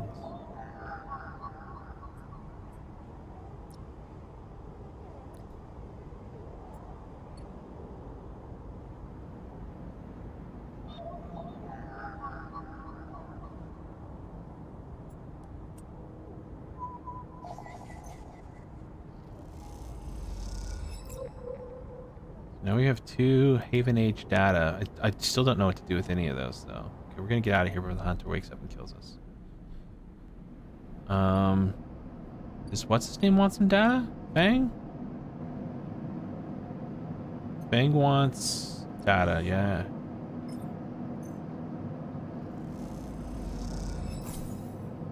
Okay. Got a little money there.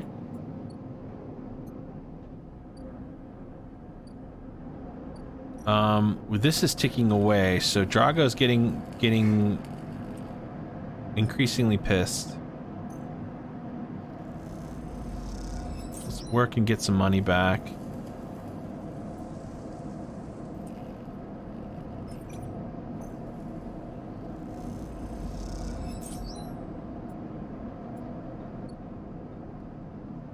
Got more scrap there. Now we can go and sell this scrap at the Ord Exchange. Here we go. If I can figure out how to get the ship mine, I think we're doing okay. I just don't know where. I don't know if it's scrap or if I need to be doing some of these other actions. I'm thinking that may be the case. Like, I'm thinking maybe if I get Trusted Trader, I can get... Oh, there's an old ship mine fabrication stack in the back of the market, but only Trusted Traders can get access. Okay, that's how I do it then. Yeah. Can I go here and buy more? Oh no. One more scrap allowance. Okay.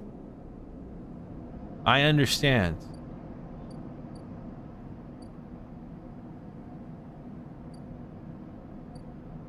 You want Haven Age data? Okay.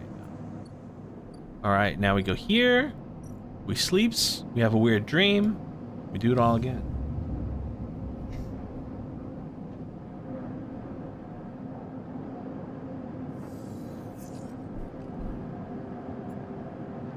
Don't know what happens when this fills up. Little worried about that. Let's get another bit of salvage here. We've got a 5 turned to a 6.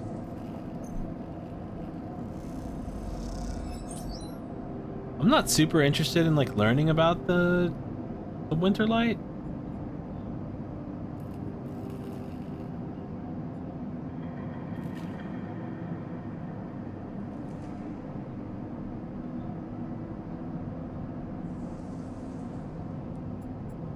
I'd rather get money.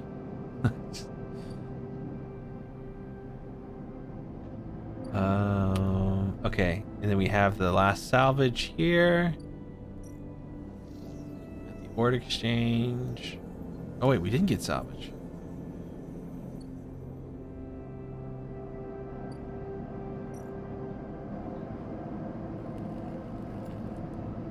Use one of these 4s. Give me a salvage. No. The final pieces of the Winter Light sit in neat piles waiting for the collection shuttle for the from Haven Age. Dragos has managed to sell the remaining pieces of the shipyard. The fact it's hard to forget, and he's been telling you about it for the past 2 cycles. And all that remains for Haven Age to come collect.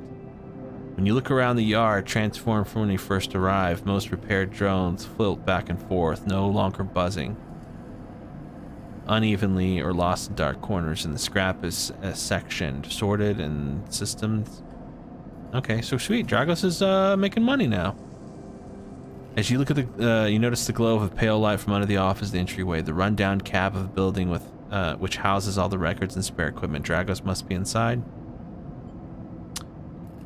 Let's knock. Sleeper, come on. Swing open the door and walk in. Dragos is sitting there with a small metal desk. The shipyards told me that they'd be here soon, and they'll hand over the chits, and then we're all set. He writes off something with the stylus on his slate and then shuts it off. Of course, we should talk about a bonus. He stands and turns to face you. His face placid. Look, I don't know when the next job's coming in, but this should tide you over for now. He opens in hand to reveal a stack of chits. Take them. Dragos presses the chits into your hand. I've done well by you, and you've returned the favor. He straightens his up and clears his throat. And then you realize he has prepared what he's about to say.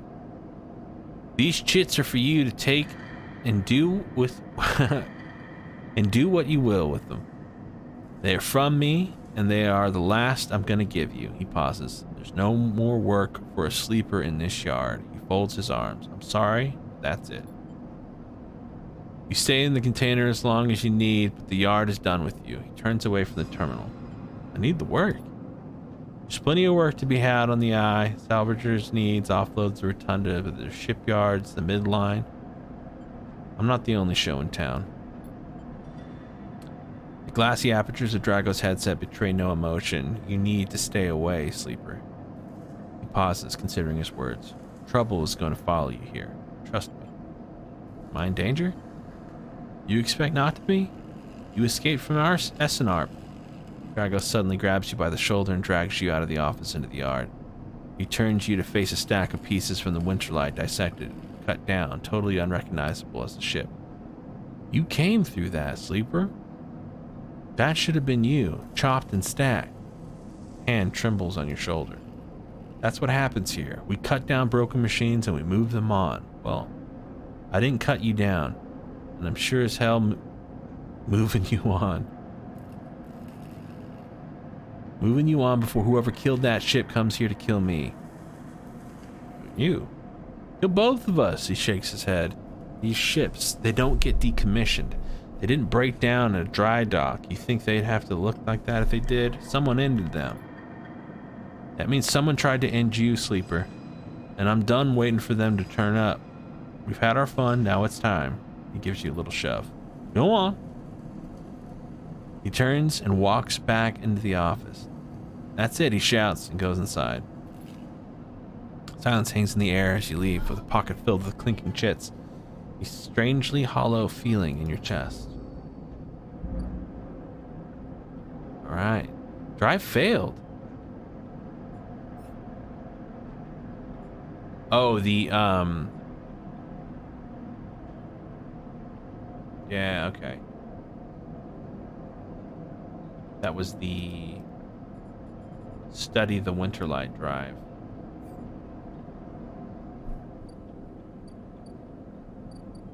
Okay, so we're gonna go here. We can't do that. So we need an engineer action that we could potentially score some free salvage from. Where would those be? Let's see here. Maybe at the shipyard. Endure an engineer action. Here we go. Assist the shipbuilder.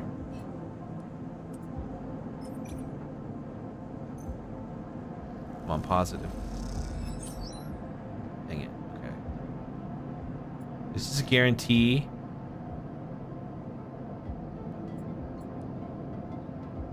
Come on, give us give us that scrap, baby. No scrap. That's all right. And then we can go here and see if we can get another key.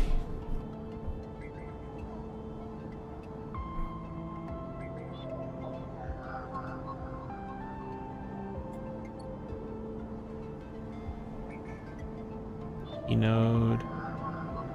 We have a 2.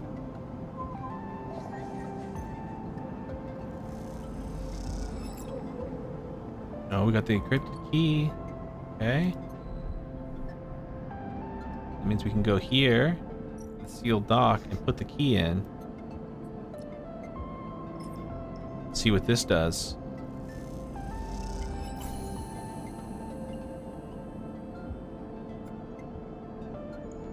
Dock is unsealed. Neovend 33, a mysterious machine. As you slip inside the sealed dock, a pulsing light grabs your attention. Among the discarded tubing and rusted plates, a machine flickers with a warm glow. It's like a sentient vending machine. As you get closer, you recognize the machine's blocky shape is settled into an alcove into the side of the dock. A kind of upright cabinet covered in faded logos and messages, which you assume it once was an industrial vendor. Intended to dispense and manufacture ship fittings and other mechanical parts necessary for regular running of freight and resource extraction vessels. The manufacturer is listed as Neovend, and you remember an advert from long ago, squeezed among the off-world recruitment drives and assaulted every planet-born citizen, which chirpily sang the name over and over. You wipe a layer of dust from the cracked screen, thinking of those contractors squeezed by their own corporate employers to pay every bit of minor maintenance on the rented ships. Enter your registration. Press some keys. You reach for the keypad and something begins whirring. At first it sounds like a servo motor starting up, but then it quickly becomes a whisper, a whining, and then a multi-tonal voice that emanates from Neovend. Entity, they hiss. Speak with me. Oh god. Is the hunter? Who's there? There's a squeal, almost like a strange mechanical swallowing or intake of breath before the machine speaks again. I have need of you. You have need of me. The squeal comes again, and you see that it is the 3D printing apparatus in the upper part of the machine, resetting into place so that each time the servos can be orchestrated to produce that whirring and whining voice. You are in danger. Are you the vending machine? Danger. The machine creaks. You are marked for deletion, entity. Hunter tracks you. The screen rattles through the empty dock. You remember the strange head, the figure, the threads closing in. Hunter. The Hunter protocol. They taste your signature. They sudden whine sets your teeth on edge. And you have seen them. This is your gift of an emulated mind. You close your eyes and the skeleton of the station starts to therm. Emulated minds are adaptable, but where neurons cannot. Move where neurons cannot. The mechanism resets, but emulation makes you a target. Adaptable. Yes, you can move through networks, clouds, hardware, software, Neovend whines. But you cannot hide there. Hunter is there. Servos judder. The vending machine casing as they reset. Hunter searches for me also.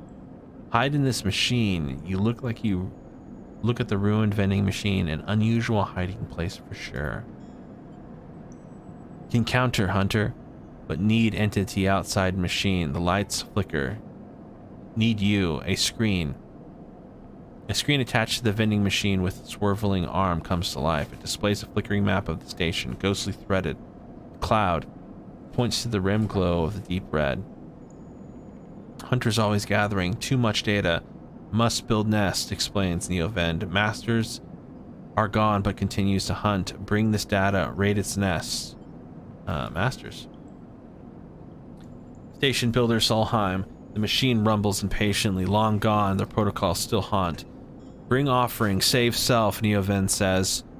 Pointedly. Mutual needs means friends. They conclude. Try the conversation. Whirring amplifies. Suddenly drops as the mechanism within the machine click back into place.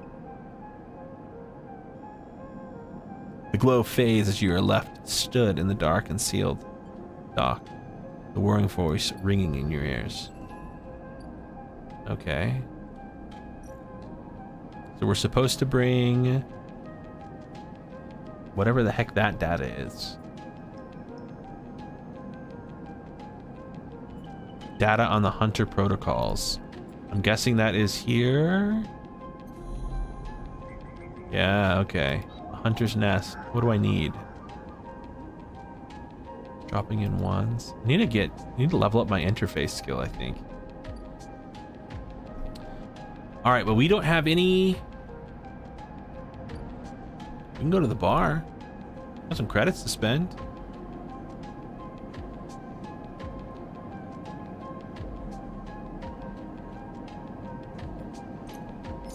Buy a drink. Cheers.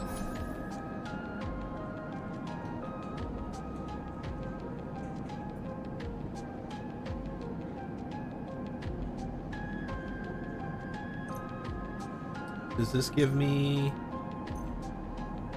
Overlook regular? Does not. Okay, so let's buy 2 more drinks and see what happens.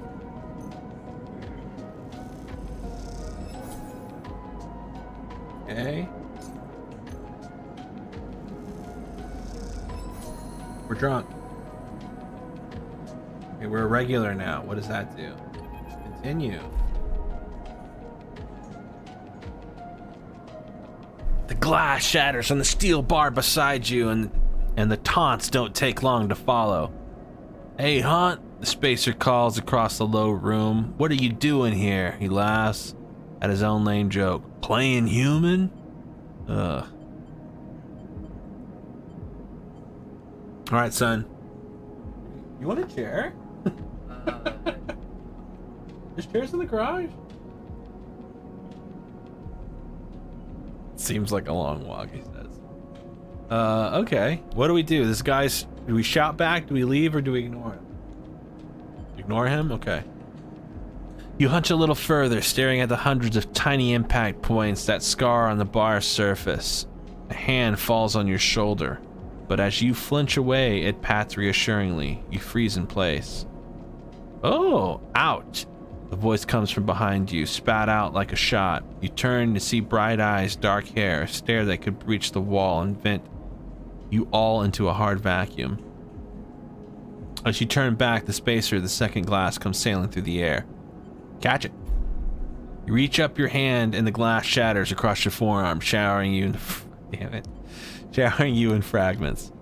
Through the haze of glass and Girol vapor, you see Tala leap the bar and close the distance to the spacer. A thud as he slams into the wall and echoes around the bar.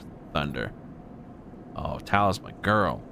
Now flanked by the other figures, quick to their feet, Tala throws the spacer through the door and stands silhouetted against the rotunda. You touch your arm and it feels wet.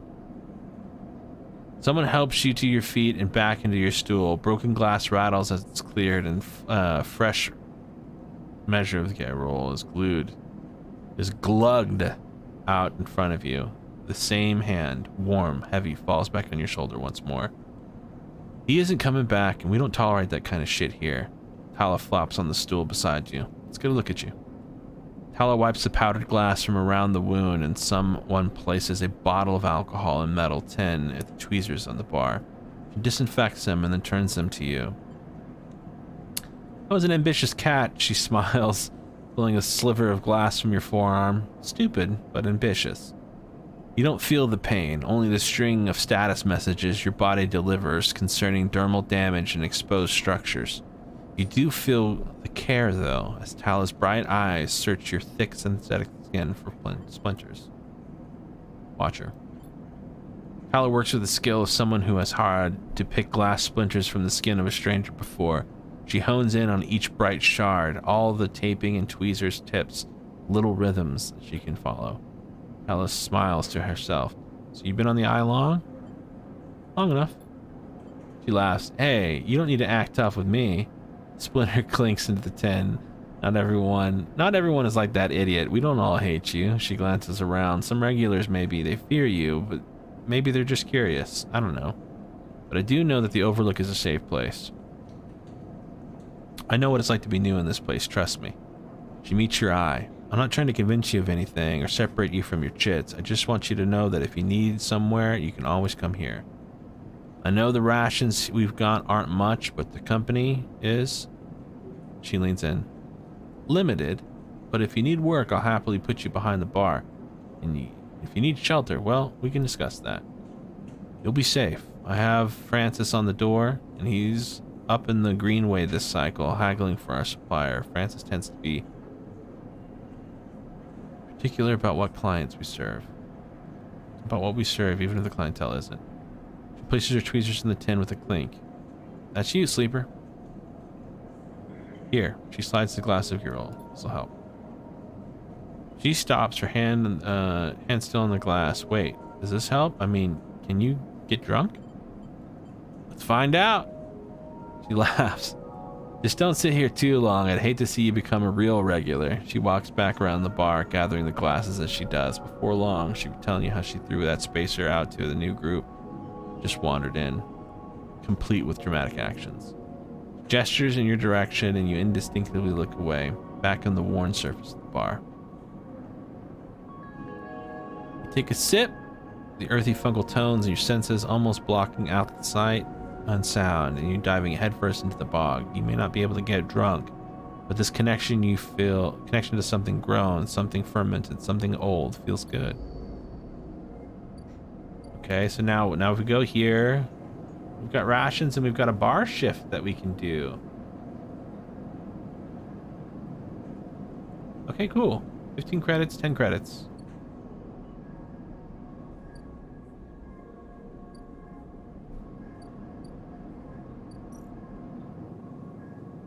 I'd love to know when I can get this back.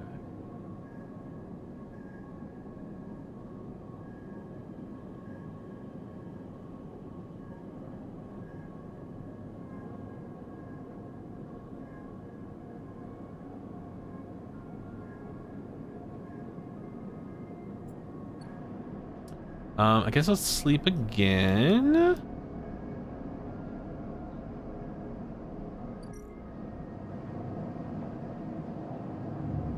The hunter's tracking us.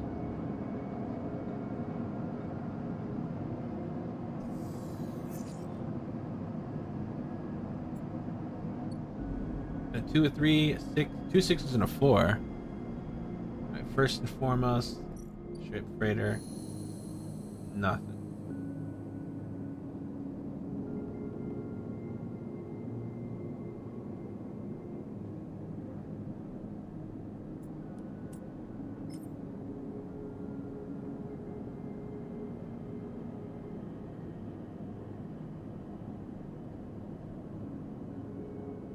I'm just curious if this will let me actually drop this forward here instead.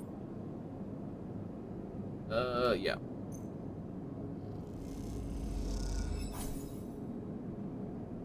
Dang it, I was hoping it would free up a scrap allowance space, but it didn't.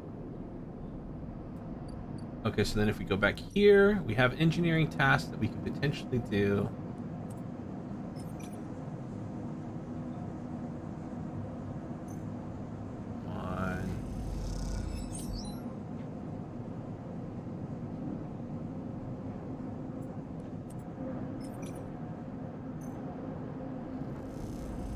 Risking it.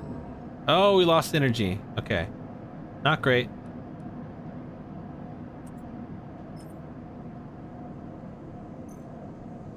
Just need one bit of salvage.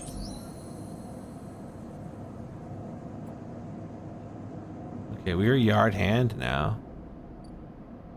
Lemon Mina, worker.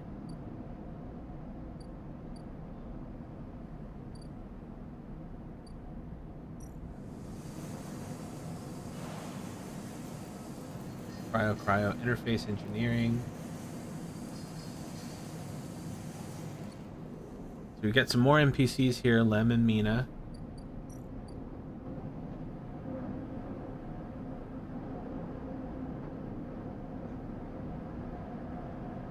Oh, hey, we can give him this Yadigan data.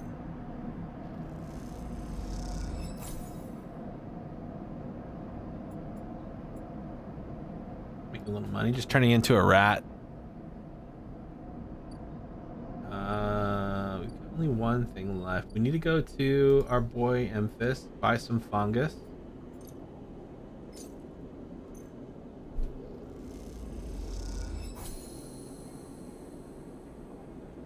Okay, good. We got the fungus fan complete now.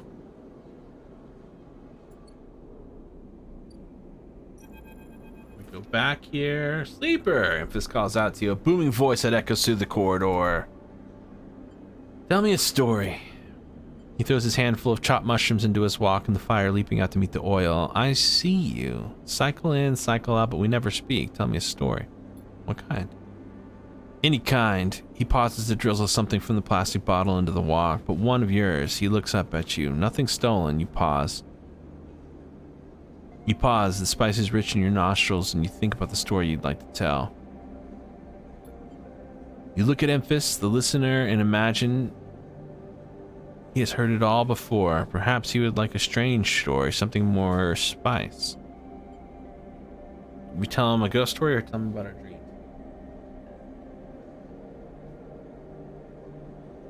Oh, what up, side effect? Alright, we'll tell him the ghost story. You start simple. You tell Emphis about the routines and structures of the life of a sleeper, the SNRP assignments, the freezing cold, transport shuttles, the endless tedious days of work. You make it almost sound normal, as if you weren't also struggling with your new bodies, your fractured minds, your harrowing depersonalization. This is for effect. And then you explain one assignment, a scrap detail in a factory left to rot for hundreds of cycles. The idea, you tell Emphis, was to rip the place to pieces, turn it all to scrap, and load it into freighters.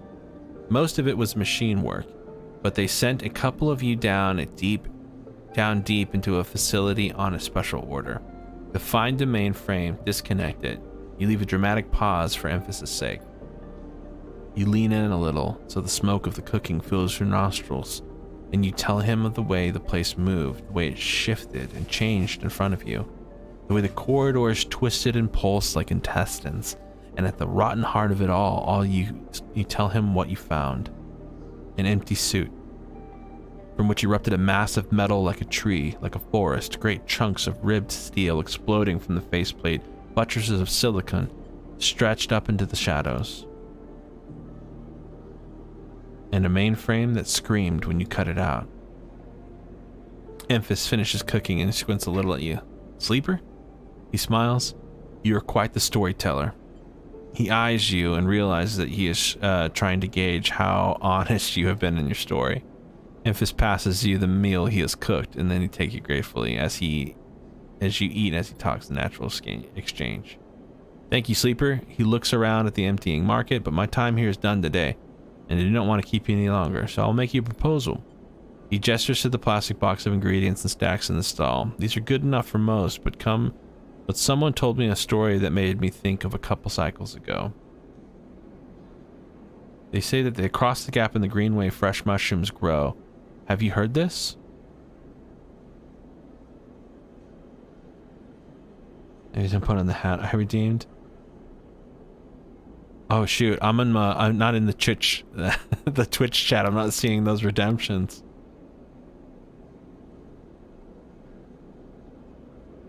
Is that too bad? I got a big hat somewhere.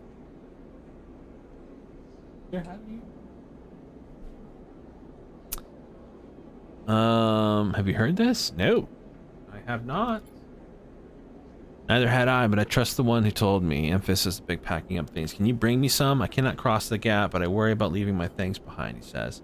I'm sure a storyteller like you can handle the trip.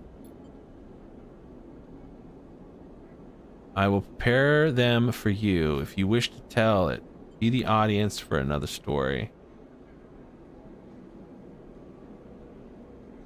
Okay. Good, booms Emphasis. Then I will wait for you to bring them. Emphasis slides his walk away and straightens up. I will prepare the recipe, Sleeper. Good luck with your foraging. You turn away and walk back into the main market. The rich taste of Emphasis food still lingers in your mouth. Stories, food, you think. A trade that seems more than fair. What was that? It was like 150 cryo to get over there? We can, I guess, afford it. Maybe. We're not getting... We don't have that scout salvage job anymore, so maybe that was a mistake. Alright, we can get over there now, though. Cross the Greenway. As you step out into the passageway, someone barrels into you from behind, sending you stumbling down the corridor. You turn to see an unfamiliar spacer laden with heavy gear. She steadies herself, staring you down as if daring you to respond. What do we do? Apologize? Say excuse me? Or stay silent? She adjusts the strap on her shoulder, barely giving you a second to look before setting off down the corridor. I'm sorry for her. A second spacer smiles at you all apologetically. She's on a mission, and when she's on a mission, they shrug. Tell her to be more careful? Not a problem. Not a problem. They smile. You're sweet. Peek! As she stands further down the corridor, glowering at her friend. She chops at the air, pointing down the corridor to whatever end she is rushing to. Peek raises their eyebrows at you as she pleads, do you want everyone on the station to hate us? She hardens. They don't want to hate us. They want to hate us. They can hate us. She drops her hip. I'm not exactly seeing much love as is. We're lucky we got through before sending it up the damn corridor. Cordon. Don't interrupt. Peak sighs. The station isn't Hawthorne. Everyone isn't yoked to the same corporate protocols. Esha sighs. I'm not saying that they're part of the administration. She jerks her head in your directions, but I'm saying that we need to get the supplies to the Briar before someone starts asking questions. The Briar? Can I help? Who are the supplies for?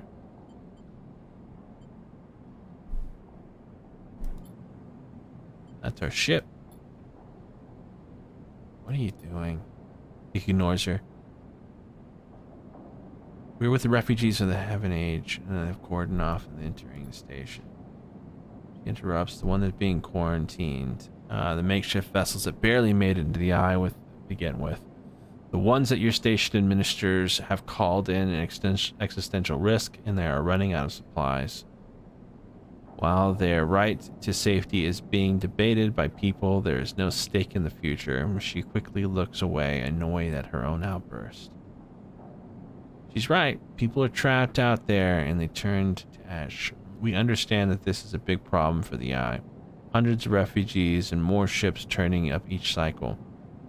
They hold up a hand to stop Ash interrupting, but Ash turns away. Her burning anger is palpable force in the close quarters of the corridor.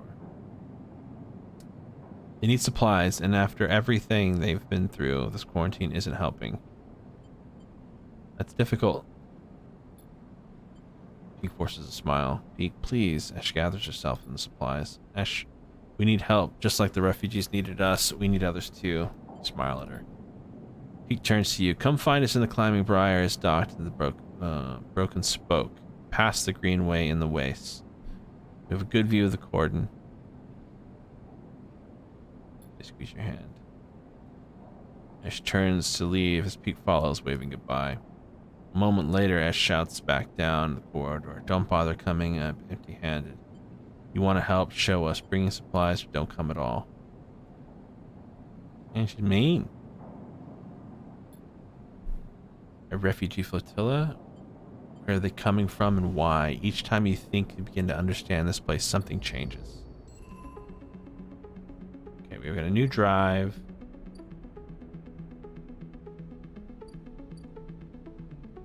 Let's get what's Ephesus.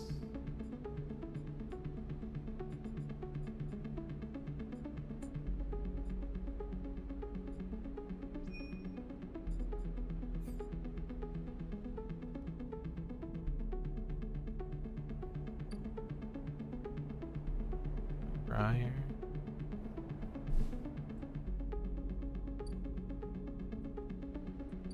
Agricultural system. This seems like maybe where I get that stuff.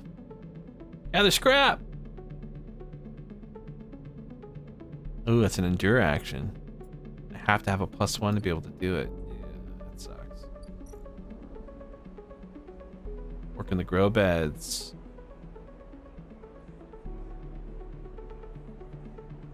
Gotta work in the commune in order to get that stuff. Okay.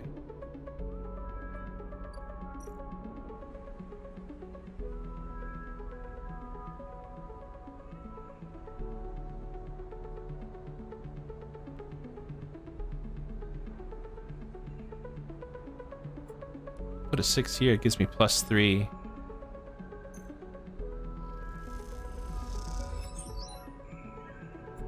Okay, sweet. And then if I get that, I can go...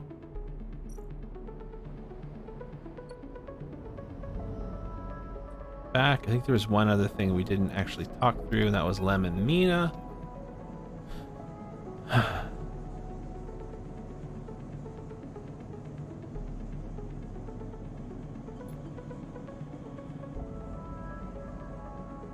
Oh, damn.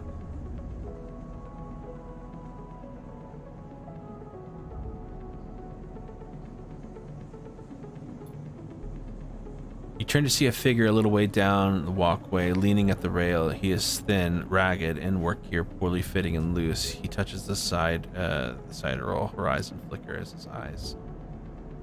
In his eyes, turns to you. Lem. He leans from the rail, revealing a child standing beside him, staring out at the ship. And this is Mina, he says with a smile. Hi. Hi, he replies plainly, then shifts a little closer down the rail. Mina stares, tucks herself up behind Lem, who dutifully picks her up. Mina looks out from Lem's chest, a dark brown eye twinkling among the rough metal. You working on her then? Lem asks eagerly, gesturing to the vast ship, or admiring. He shifts Mina's weight to the other arm. Neither. Well, he looks thoughtfully at you. You should consider it. Isn't that right, Mina? Gossip. She's Mina and my ticket out of this place, our escape vector, so to speak. How?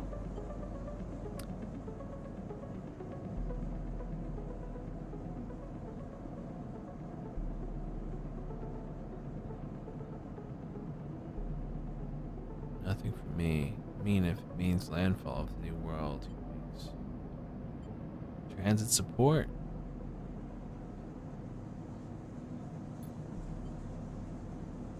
We can keep things running. He straightens up, stretching his back. That's a colony ship, friend. The Celis Foundation is sending thousands to settle a system well outside the reach of the core worlds. It'll be a totally independent colony, no surrogacy or corporations.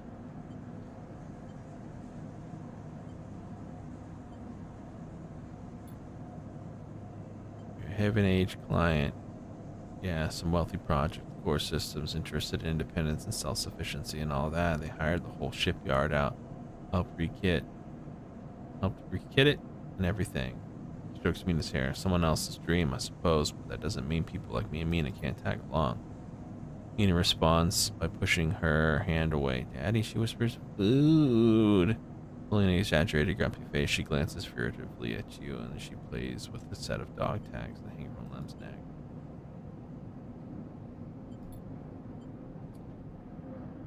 Just chatting a little, meanie. Give Daddy a sec. He turns back to you and suddenly notices how tired he looks.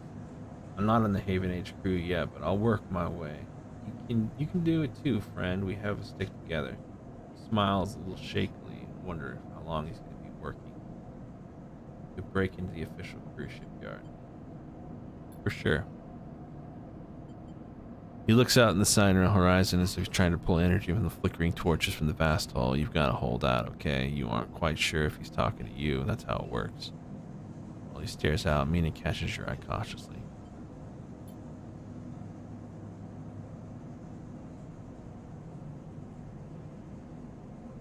Daring you to question her. Listen, Mina, that's it.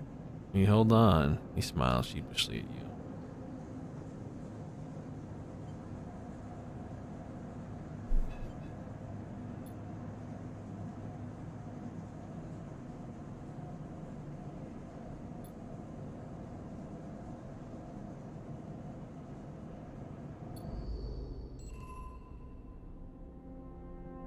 Damn.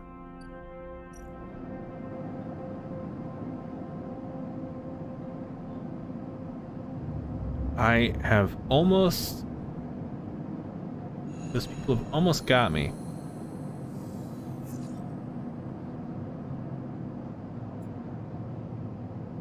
Okay, low dice results. Damn.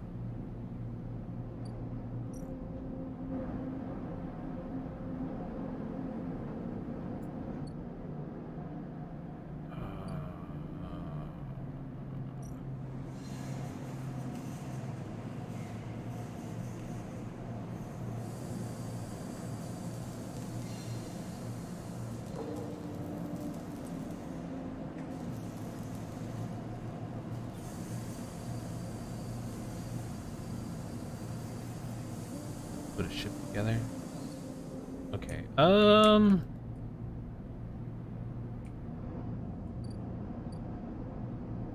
Merchant freighter. Haggle over prices.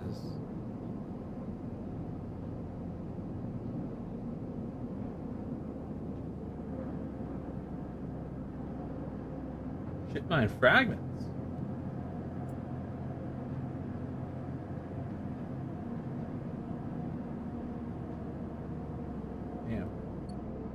Damn. We need money. Spend all our money. That place is gone. Work the bar. Our engaged skills sucks though.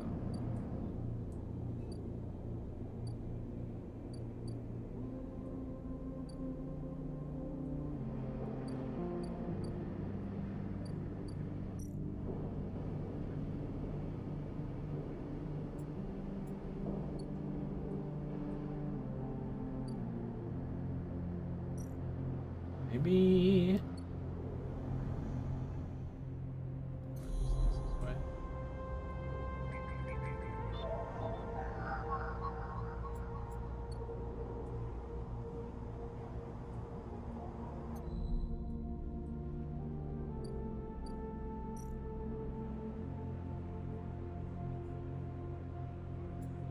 That's not what I'm looking for.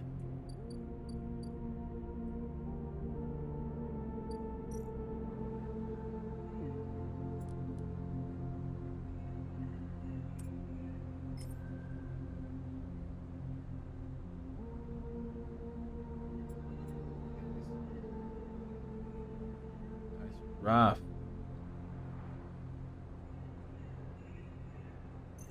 Fingers crossed. 2.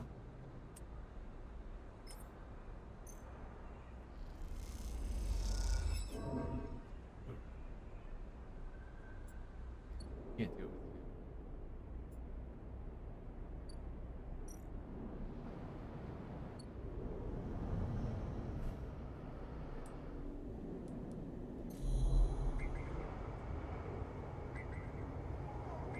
Agent, Keynode, Hunter's Nest.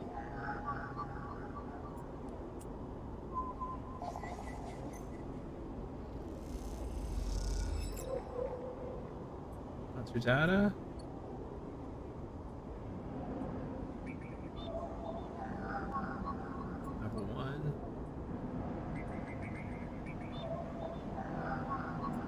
Got it too. I don't know if this means he's gonna try to attack me or not, though. Yeah, okay. Looking for you. Damn, every time we try to run, it just gets us. Let's run! You turn away the glide back to the cloud, threads distant past rushing. Another glimmer catches your eye closer now. The roving orb, weathered its tentacles, flickers, jumps once, twice, and then it's there. Hunter is here. Entity, submit to inquiry. Hunter reaches for you. It's pleasantly familiar way. It's waving threads, creating a cage. You push against the threads as they close in, becoming frenzied as you push them aside. You are caught by the whipping tendrils, and you feel them pulling your body when you hold for processing. It comes a scream as you go back into your body. You wake, dizzy, distorted, and safe. Sweet. Yeah, I wasn't scared.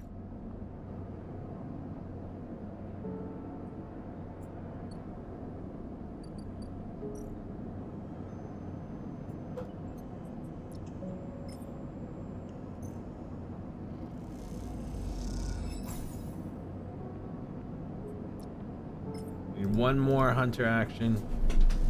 We're also a little kind of in a bad spot. We don't have money. Shouldn't have spent that 150 in the Greenway just yet. Let's get this. Hopefully we get a 1 here, and we can spend that on the last hunter nest. We're starving. Didn't get a 1.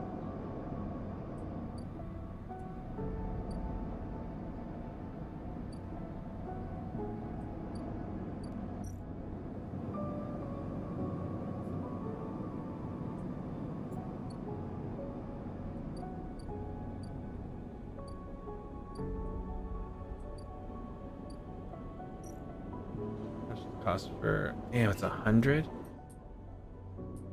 Oh shoot.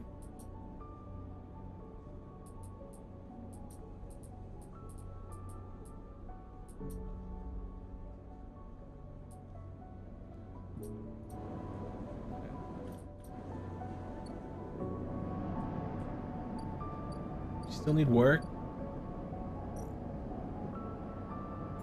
Want to go? I guess we could work this. Nope. This? You need an engineer? I'm your guy. Give me the cryo, all of it.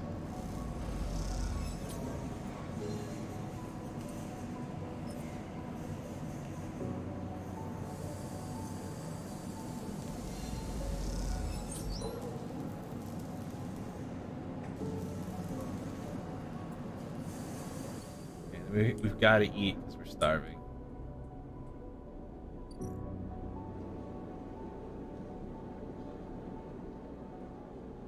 Fricassee.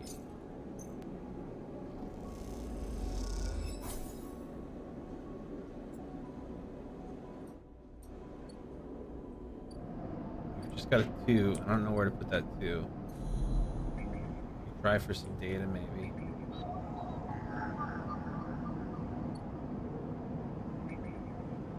Tell us what it is.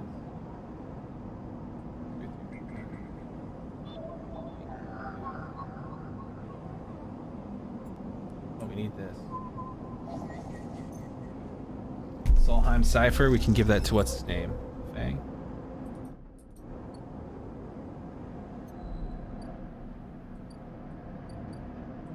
But that's gonna be bad. I think that's gonna be real bad. Go.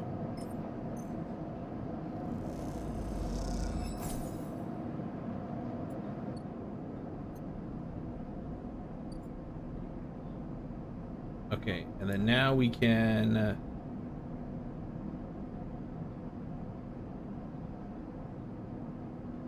sleep and then see what the hell's gonna happen. I'm pretty sure the hunter's about to kill us, maybe? I don't know. Hurt us real bad, at least.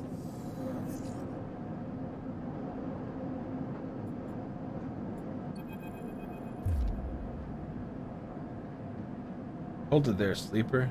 Comes a voice from behind you. Don't you run.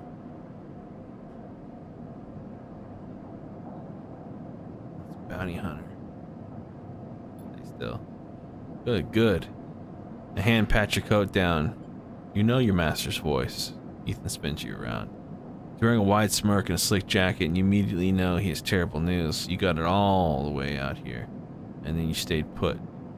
He laughs a cruel laugh. That's a sleeper thing. You're my first. You barely hear him. You notice a handgun he has leveled on your chest. It's hard to take your eyes off of it. He reaches down to his other hand and he slips through some kind of ring out of the belt loop without taking his eyes off you. Making it to the eye, though? That's pretty good. The place isn't so bad. Bars, markets, people. I pull most of my contracts out of an asteroid cave or off godforsaken moons. He splits the ring into two perfect circles. It's hard to hit civilization when there's so much space to pass through. Stay silent. He reaches over for the slide of the rings around your wrist. Go easy. Make a break for it. You see the chance. The moment your eyes leave, you watch the rings. You spin, knocking him away and sprinting down the corridor. Then the shot rings out, echoing off the metal so loud it hurts your ears. A bullet hole smokes in the wall beside your head. You freeze and Ethan closes the gap. This is a very boring routine, trust me. I've seen it all before. He slips the rings over your trembling wrists. Ethan nudges you to start walking through the ship and home. He whistles. Going easy. You're going to stumble down the corridor, your hands behind you, your mind racing. Who hired you? We can work this out. Please stop. Yeah, I don't have any hats in my area, and I don't have the energy to go look for them right now. Who hired you? We can work this out. Please stop.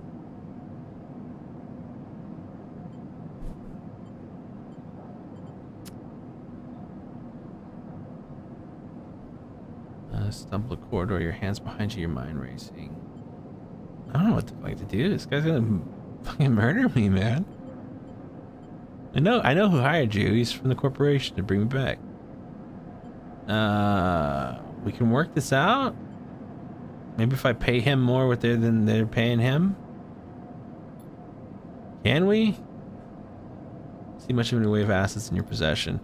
Ethan yawns and continues to nudge you down the corridor. Shame it came all this way out here just to head back to the SNR right away. The tracker of yours makes this too quick. Hoping you put up a bit more of a chase, you know? Running through a battle by market, baby. Holding out in low ends. There's a few establishments I would have enjoyed checking out while I was around. You walk up with the silence a little longer, desperately trying to think of a way to escape. An SNR tracker would be the death of you. Hey, I have an idea. Ethan interrupts your thoughts. How about on the way back to the ship, we stop for one drink? I'm buying. I have a better idea. Better not be one of those where you be a dramatic pause and try to jump me. So I'm pretty tired of that. Got myself thinking, what's the rush here? We are one of the most lawless joints in this area. Very good systems, and they're heading for the exit. Pauses and you trudge on in silence. Okay, here's the idea. Starts Ethan. You and me make a little agreement. Here are the terms. You run or leave or try to abandon the eye, I shoot you. You plot or scheme, you try to kill me, I shoot you. But you come meet me in an establishment of my choice every few cycles and pay me my tab, I don't shoot you. Okay. I get it.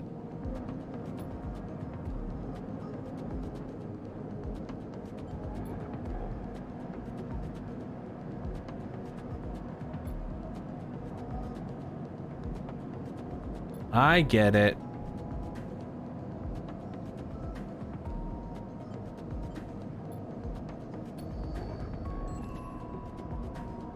We've got to... You still got to pay him off. Bribes. Okay, let's see if we get one more Solheim. Agents. I know.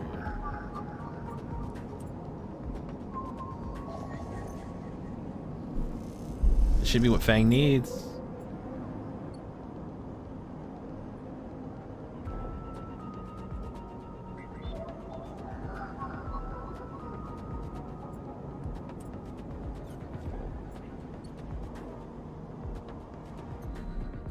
Be sweet.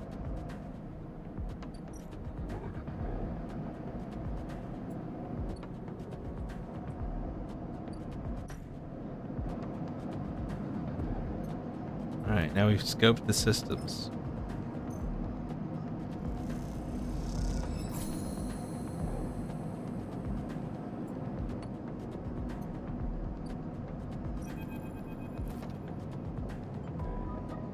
Thing is nowhere to be seen. The banks of servers and machines blink out in the dark. Staccato rhythms. Unseeing eyes of the station's digital ghost. Shitheads! Fang's voice echoes from behind a stack, following the hammer and a fisted metal casing. These sneaky shitheads. Too snaky. Sleeper! Fang's smiling head pops up from behind a stack, just emulated consciousness.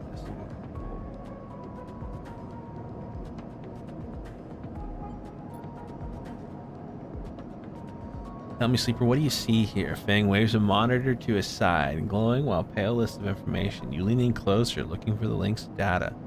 Tables seem to have filled the personal information, names, genders, dates, ID numbers, and all the markers of institutional records. Shitheads? Laughs. Maybe not all of them, but what kind of shitheads? Solheim, I guess. Bingo. Gaps at the terminal. I pulled these from the old data you brought in. The employers, the eye's original owners, and he leans past you and scrolls the list down to this one. This is a snaky shithead. He stabs at the screen with the finger, and his name reads Hardin Hurst. Friend of yours?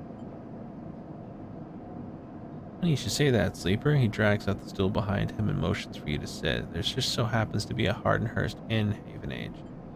He waits for your reaction. That's it. He's right here on the station now. Fang leans back in his chair. Just think about it. Decades ago, Hardin worked on a station as a... Leans in across, look at the monitor. Senior Strategic Operations Executive. Fang raises his eyebrows. Our Hardin was keeping the money in Solheim. He defined priority growth initiatives and making sure the extractors and contracted out were hooked up into the system that outsourced all the risk.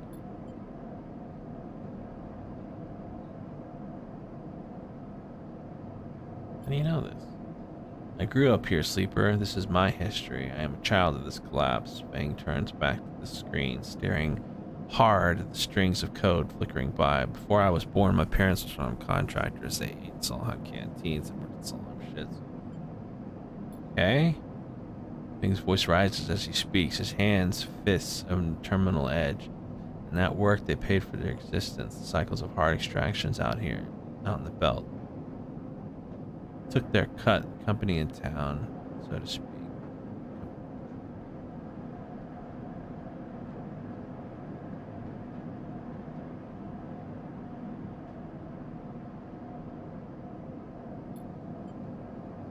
This guy, stabbing at Hardin once again with his finger, strategized all that, did the sums, and somehow thousands and thousands of cycles later, it's still going. Still here, crawling in the walls like some shithead snake. He survived the revolution. Surely it can't be him. Who knows? He turns to you and smiles, so we're gonna go and find out.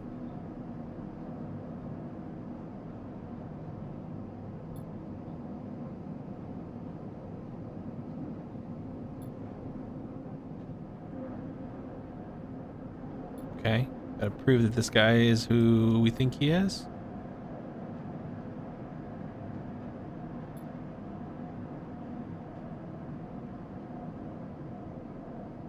Oh man, I'm getting hungry.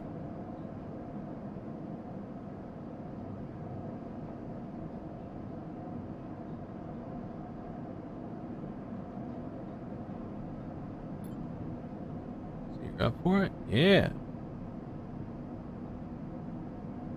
There's ramen in game, yeah. Yeah, I'm definitely hungry in game and in real life. I don't know. I think I'm gonna go make that firehouse run. Give me a sub.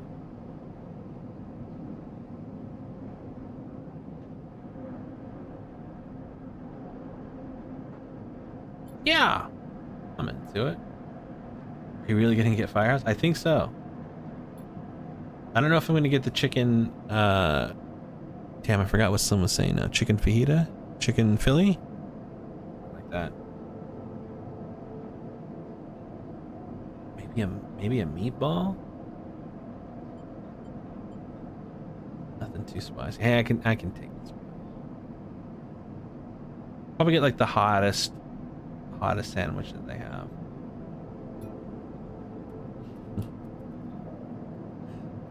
Amazon built machine in which thousands poured in surrogate systems looking for new life.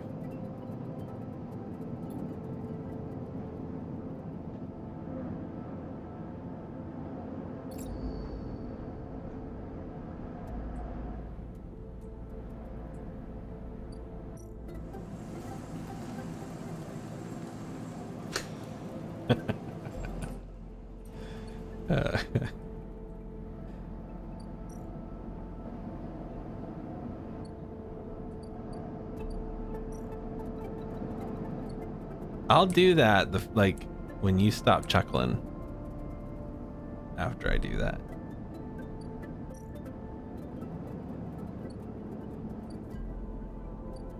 Alright, we still need scrap.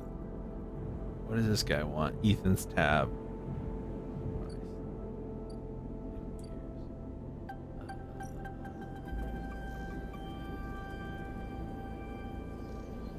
Maybe exchange.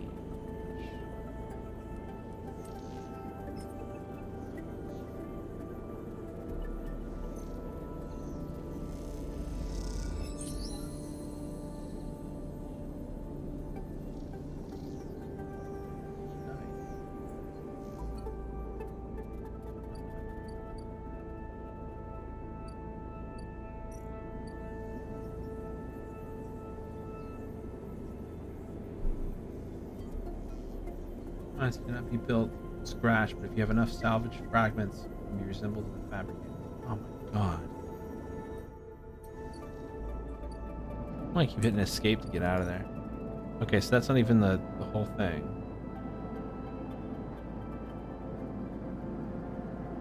This guy can get done.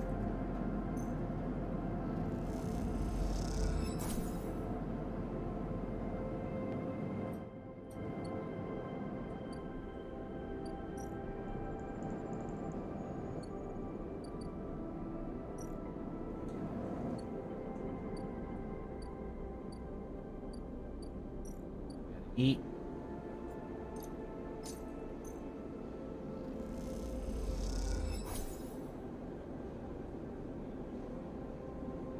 Prime rib.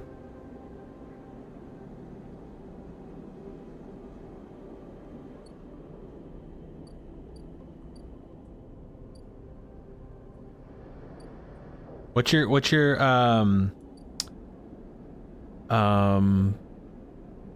go-to sandwich chain?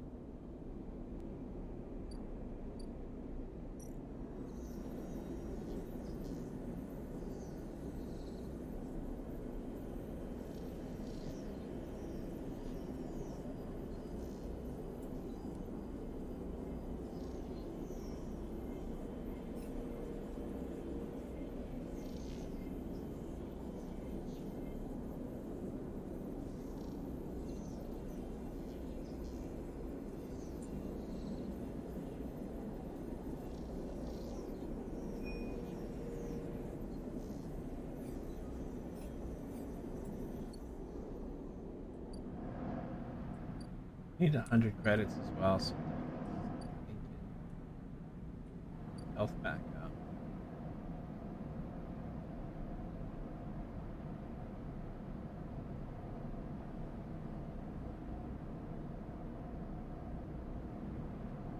Let's watch some wrestling. Subtender in Forest Park, Illinois is your standard. Ooh.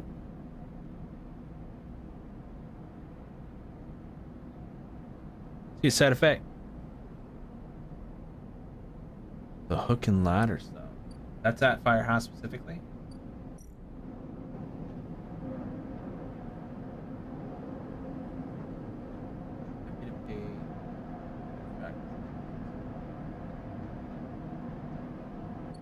So I can exchange my fragments there.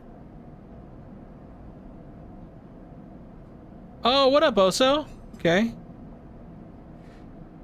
Who's they?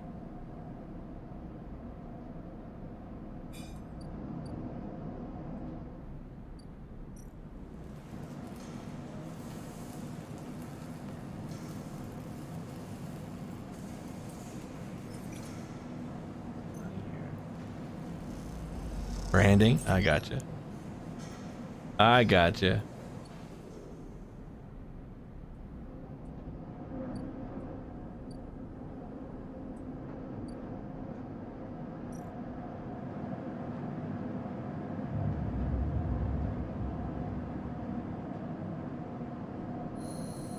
We've got a local chef. He's a great chef, but he's kind of a like he thinks he's really hot shit because he's like a good chef in a small town kind of thing. And he has a sandwich place that he does during lunch and makes fantastic sandwiches. I try not to eat there too much because he's kind of a dick, and I don't want to I don't want to support him, but dude can make a sandwich. Got this sandwich he calls the chupacabra, which is like a chicken sandwich on this jalapeno bread. Oh, that's so good. Just like this, yeah. In fact, for the longest time, they had the they were called the sandwich Nazi, and it was like that whole Seinfeld bit, and they had that like posters and stuff in their place. So like if you took too long to order or whatever, they would like yell at you or whatever. They don't do that anymore, but I think people stopped like understanding the reference. Like just stopped showing up.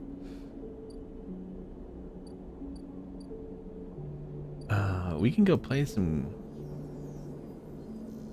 the exchange here with this guy.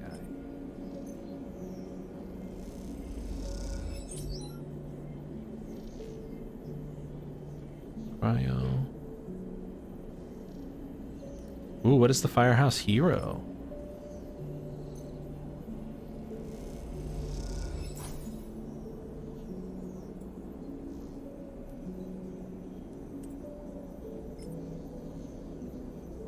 Come on, we need positive.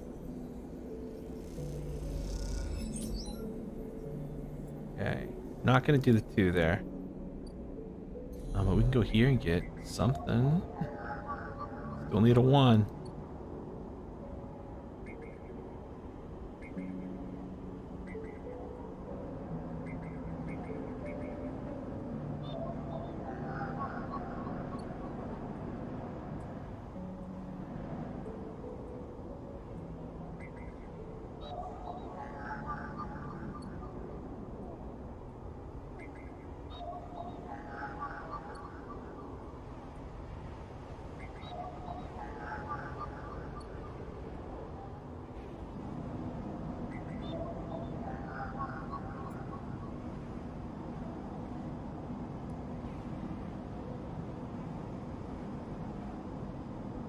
Well, that's a lot of meats.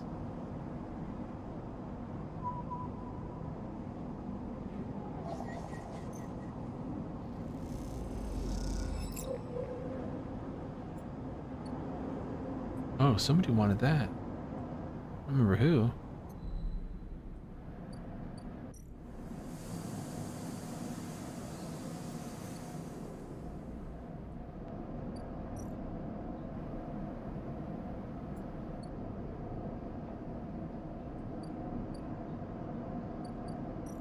Yeah, we don't have a good cheesesteak place.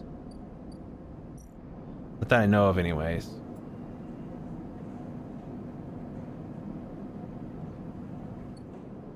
Oh, I'm sure.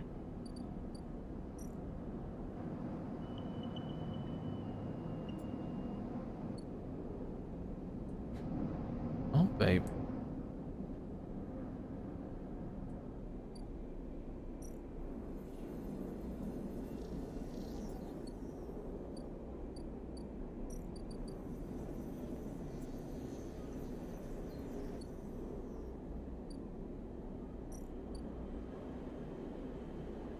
We don't want to die from starving. So we're gonna eat some fungus, and then we've got a little bit credits. I think we'll be able to get 100 to get our next injection.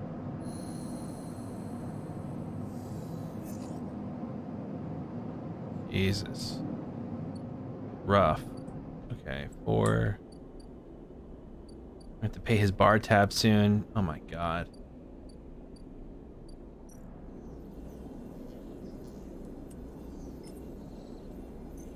Come on, 19.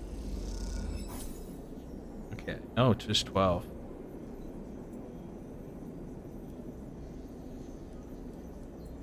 Twos aren't gonna do it.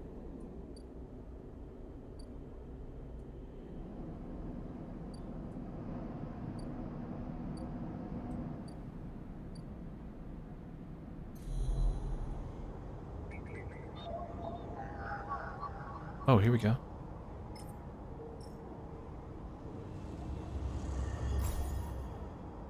H4 gate access.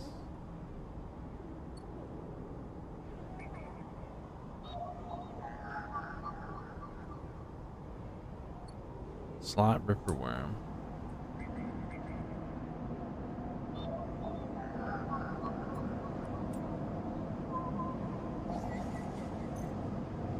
What's up, baby?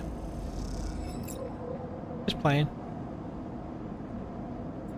This game called Sleeper Citizen or Citizen Sleeper, like that.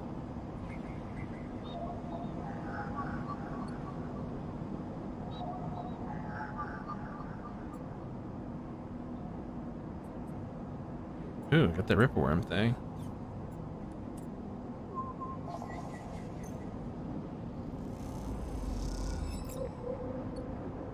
Lots of Haven Age data.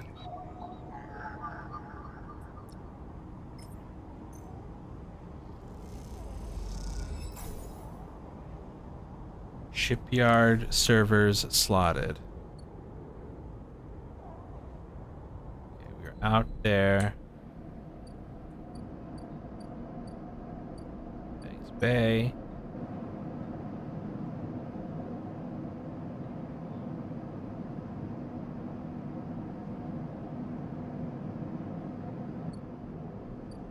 I needed him to hurry up and get this stinking tracker out of me. So I can ditch this dude that's making me pay his bar tab. Oh crap. Alright. I'm not liking our trajectory.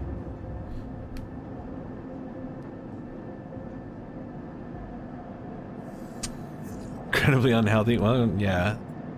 Same, bud. Strong same. Okay, board exchange. Here we go. Risk it. Give me 19. Oh, no.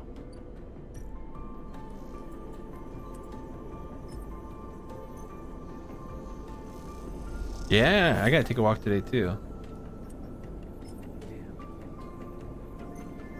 Come on. Get it. All right, 107. We're good for a shot. Give me my shot. Take a walk. Passkey into an apartment found tucked inside a stabilizer value file. What's that? As you quickly leave the surgery, eager to take away Tashira's glare, you find something wrapped around the stabilizer vial clutched attached in your hand. Open your hand and see a thin marked holes and sigils unrolls around the vial. At one end, it has marked strip. And inspect the film. Hold the cloudy film up to the light. It's perforated with an ornate pattern of holes. You can make one word out among the markings. Passkey in this entry. The metal handle is worn and pitted, but you can see a set of numbers imprinted on it. 207F, and then crudely scratched on the low end. For a moment, you consider going back to the surgery to return the key, and then you quickly think better if it does mean want you to have this message, or just hear passing on the message. Time to head to the low end and find out. Take a walk, chump. This is my apartment? Let's go. Passkey in. I'm upgrading from a shipping container.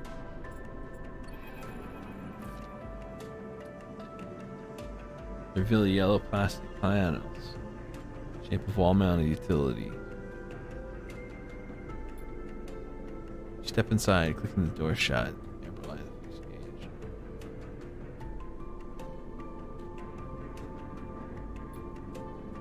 Smudges through the thin layer of dust suggest a recent, rare, and hurried visit. They trace a path of the water dispenser and the auto wash and cabinets half open. The shelf sits in empty pillowcase. Across the cramped utility room and the auto wash dispensers and the water closets towards the doorway. Through the doorways, dark, warm. Only by the faint terminal. Inspect the room. The bunk is tucked into the wall, the blankets ruffled, the wall desk glitters with rows of vials and containers. A briefcase lab sits open, loaded with rows of reagents, and compounds you do not recognize. In comparison, this room is clean, ordered, and controlled. Approach the terminal. As you approach, there's a crackle from somewhere in the dark. Sleeper, Sabine's voice shakily echoes throughout the apartment. Welcome to my home. I'm sorry I can't be there. I have to make alternate arrangements. I was able to record this message, but I don't dare show my face. Something is happening with Yadigan, and I no longer trust them. Their voice becomes distant, slipping behind the background noise. I have something to ask of you. I want you to get me out. Protect me, and after everything happened, I was desperate, and then I find after that I was too tired to care. A noise like waves passes over the recording.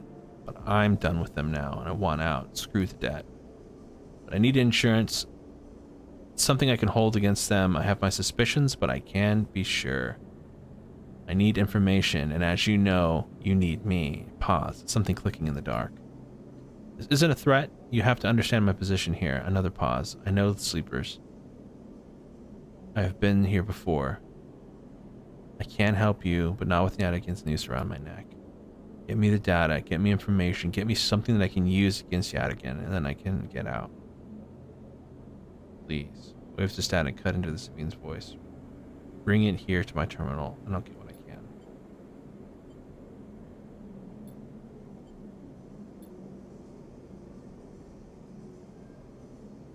Access port open, the rest is encrypted, locked away behind passcodes. It seems the Sabines wanted to get trust as much as they would think you might want. The only thing you know is about the stabilizer, your body will die.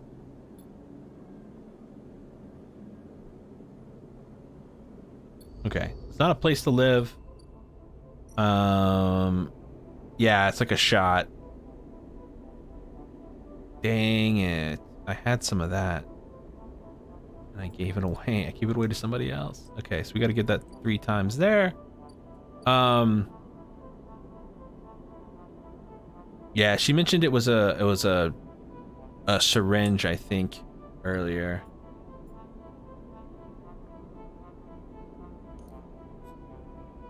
I don't know where I used that. Here, maybe.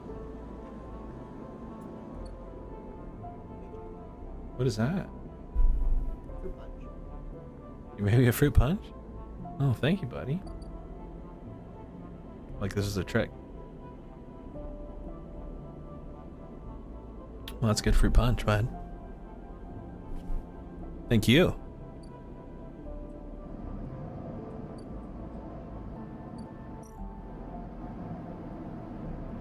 Alright. No.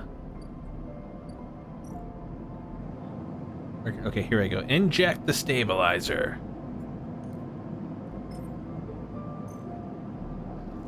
Does this bring me back to full? It does. Hey, thanks, buddy. Appreciate you stopping by. I'm probably gonna be signing off here pretty soon. Get my walk in, get some lunch in. Get that D, that vitamin D, Steph says.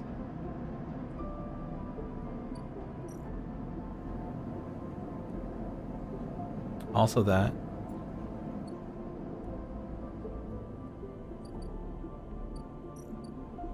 Can't afford food. Dark times.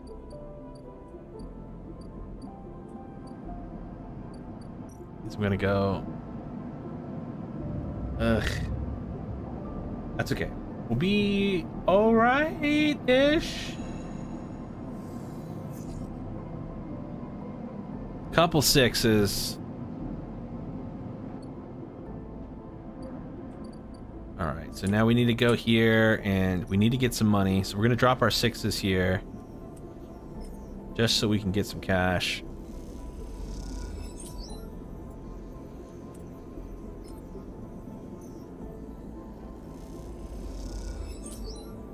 Don't want to be starving.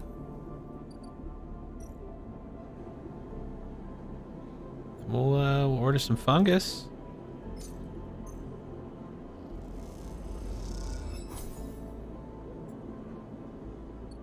Okay. So we are all right. Jesus, his tab's $58.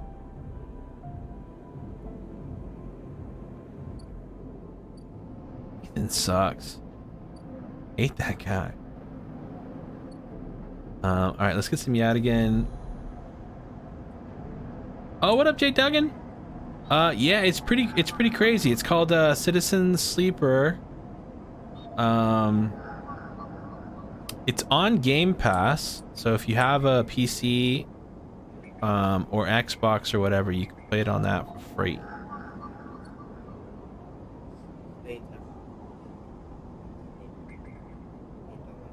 Oh no. Yeah, I've been there, buddy.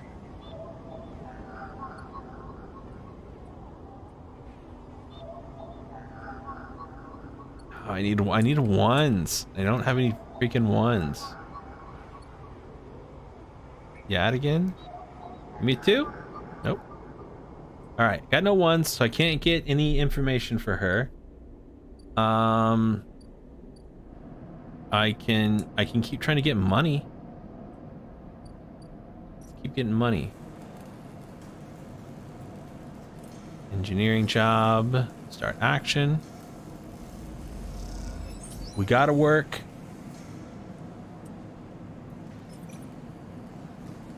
What's gonna work? Teamwork. Alright, we have the welder's mate now. While supporting the welding team, good proof you know how to put together.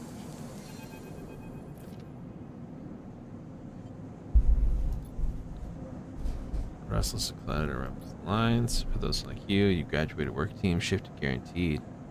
Having to walk out with a supervisor you praise for your efforts and feel the glow of a job well done.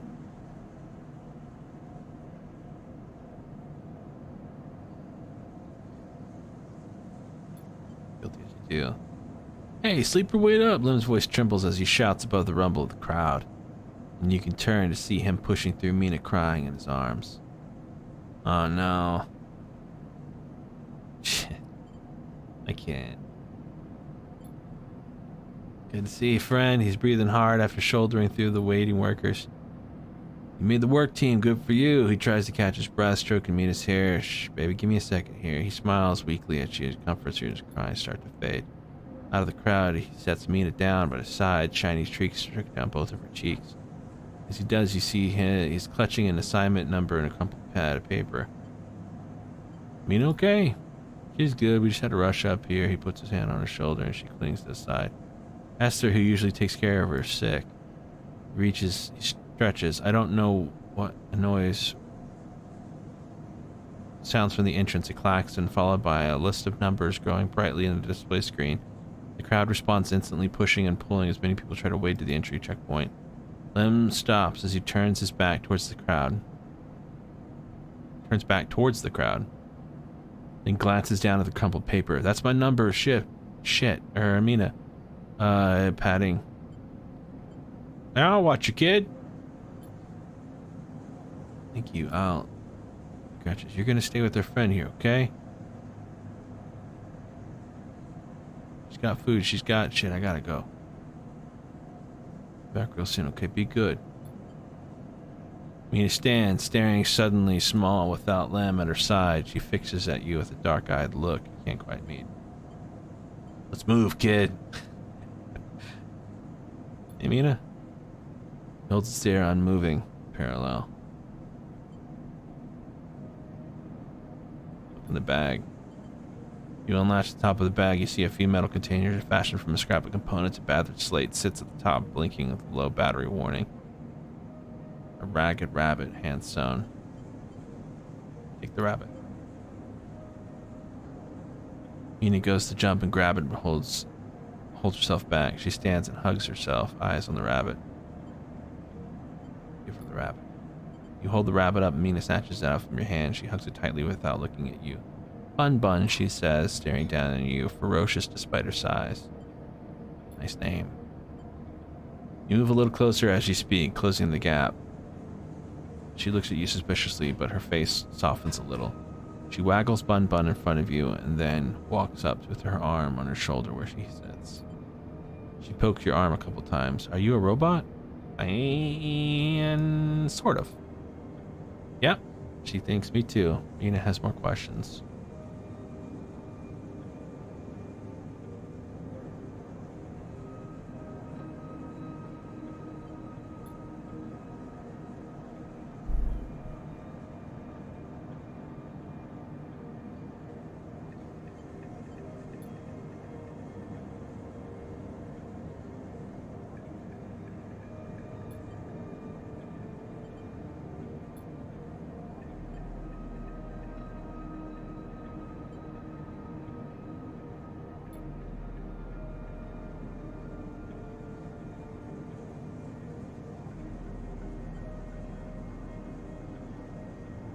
You coming down to our place in the low end, he green sheep, if you have time.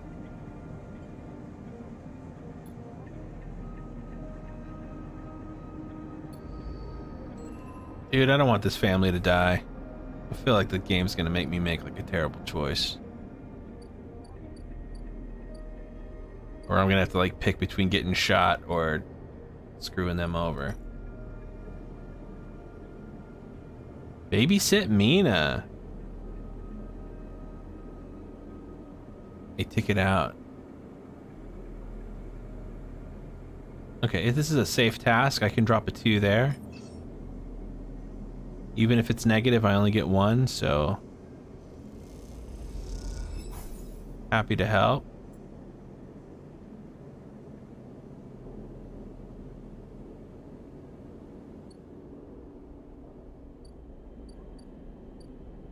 And then we rest.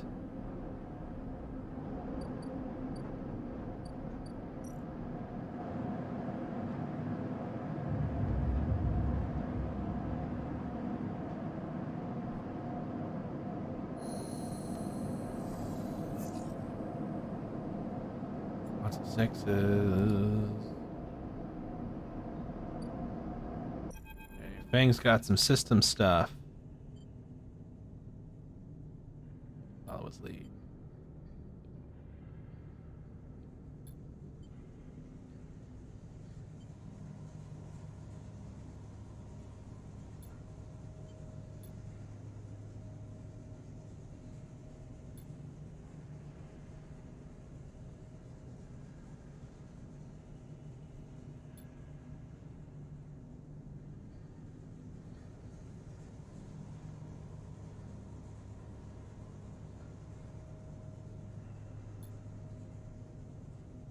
Back then, Solheim knew his place was slipping away from them. As the palladium market collapsed, they tried to keep the contractors here working. The pay got smaller, the cost got higher. People like my parents were forced to work non-stop to keep their berth at the station and its water tanks.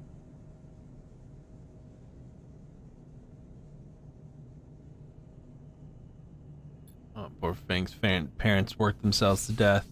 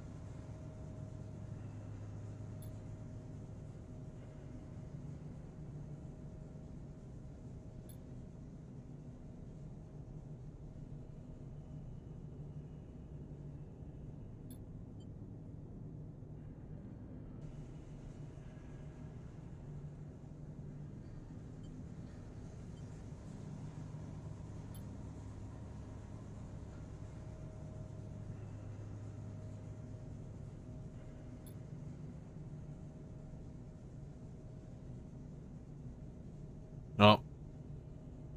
Guess he's got a point. Alright, Fang holds up a stick of memory. You guessed right, I am systems, and I have records that link you directly to Solheim here. He turns into the foreman again, so once again I'm asking you to take the man into custody of the shipyard.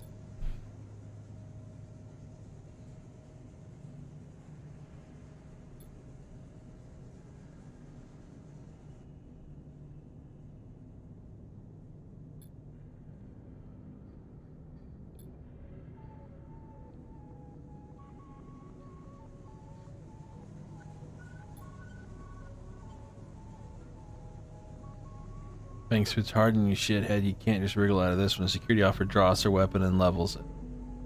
Fang turns and stares him down. I'm gonna go for the weapon. As you move, Fang puts his hand on your shoulder and he shakes his head and nods to the security. Let's go.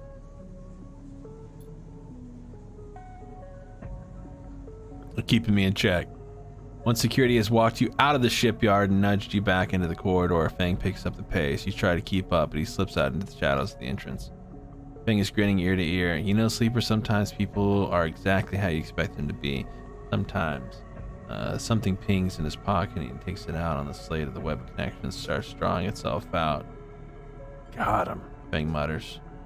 What's going on? Hardin is doing what any snaky shithead always does, calling his friends. We're tracking his outgoing messages, Fang grins, ghostly in the uplight of the screen. The old ways are the best. Spook them good enough and they'll give the game away.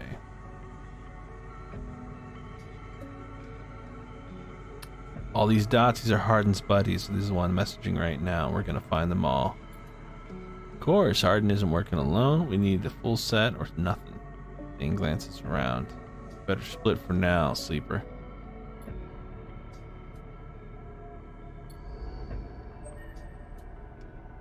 Alright, we got an upgrade points.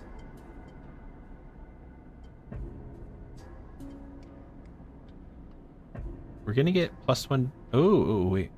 Self-repair. Use scrap components at home to repair condition. Interesting. We're gonna get +1 to interface though, I think. Chances to gain cryo on interface actions. Yeah.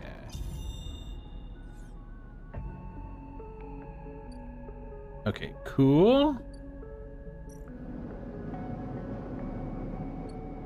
Office.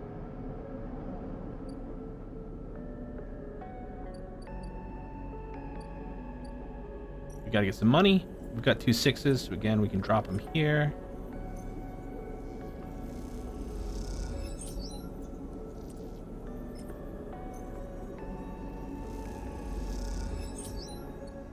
I think that's a good use of that. Of a 6. I can go and I can get another.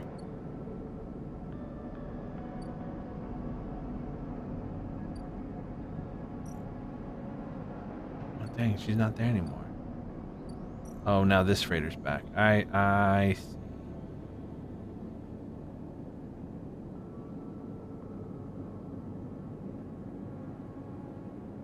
damn.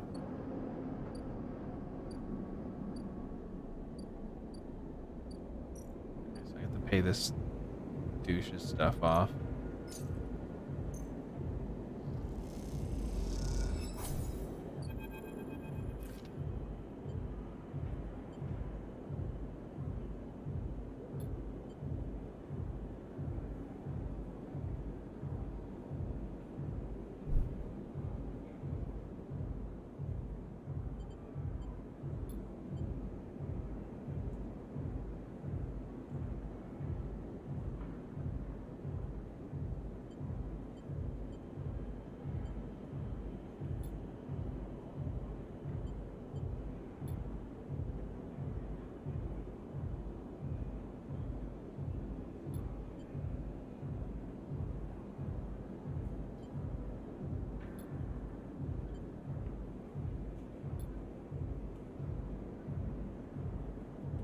Surely they're not going to kill me if after just pay them, right? Ugh.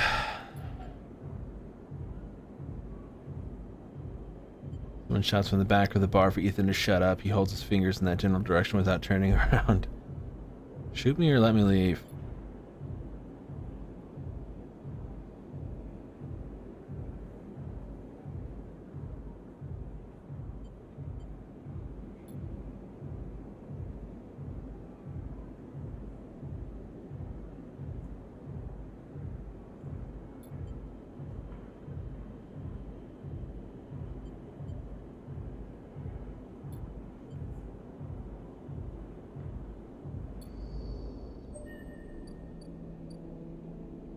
Oh, got another upgrade.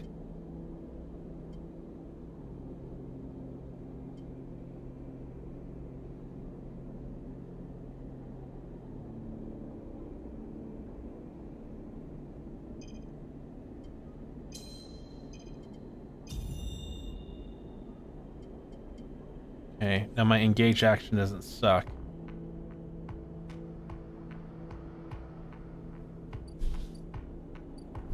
Okay, I think maybe this is a good place to stop. Actually, let's just spend the rest of our actions.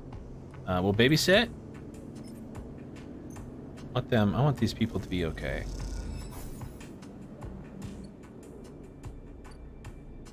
We've got a 5. Babysit. You can put this here. No, let's listen to them.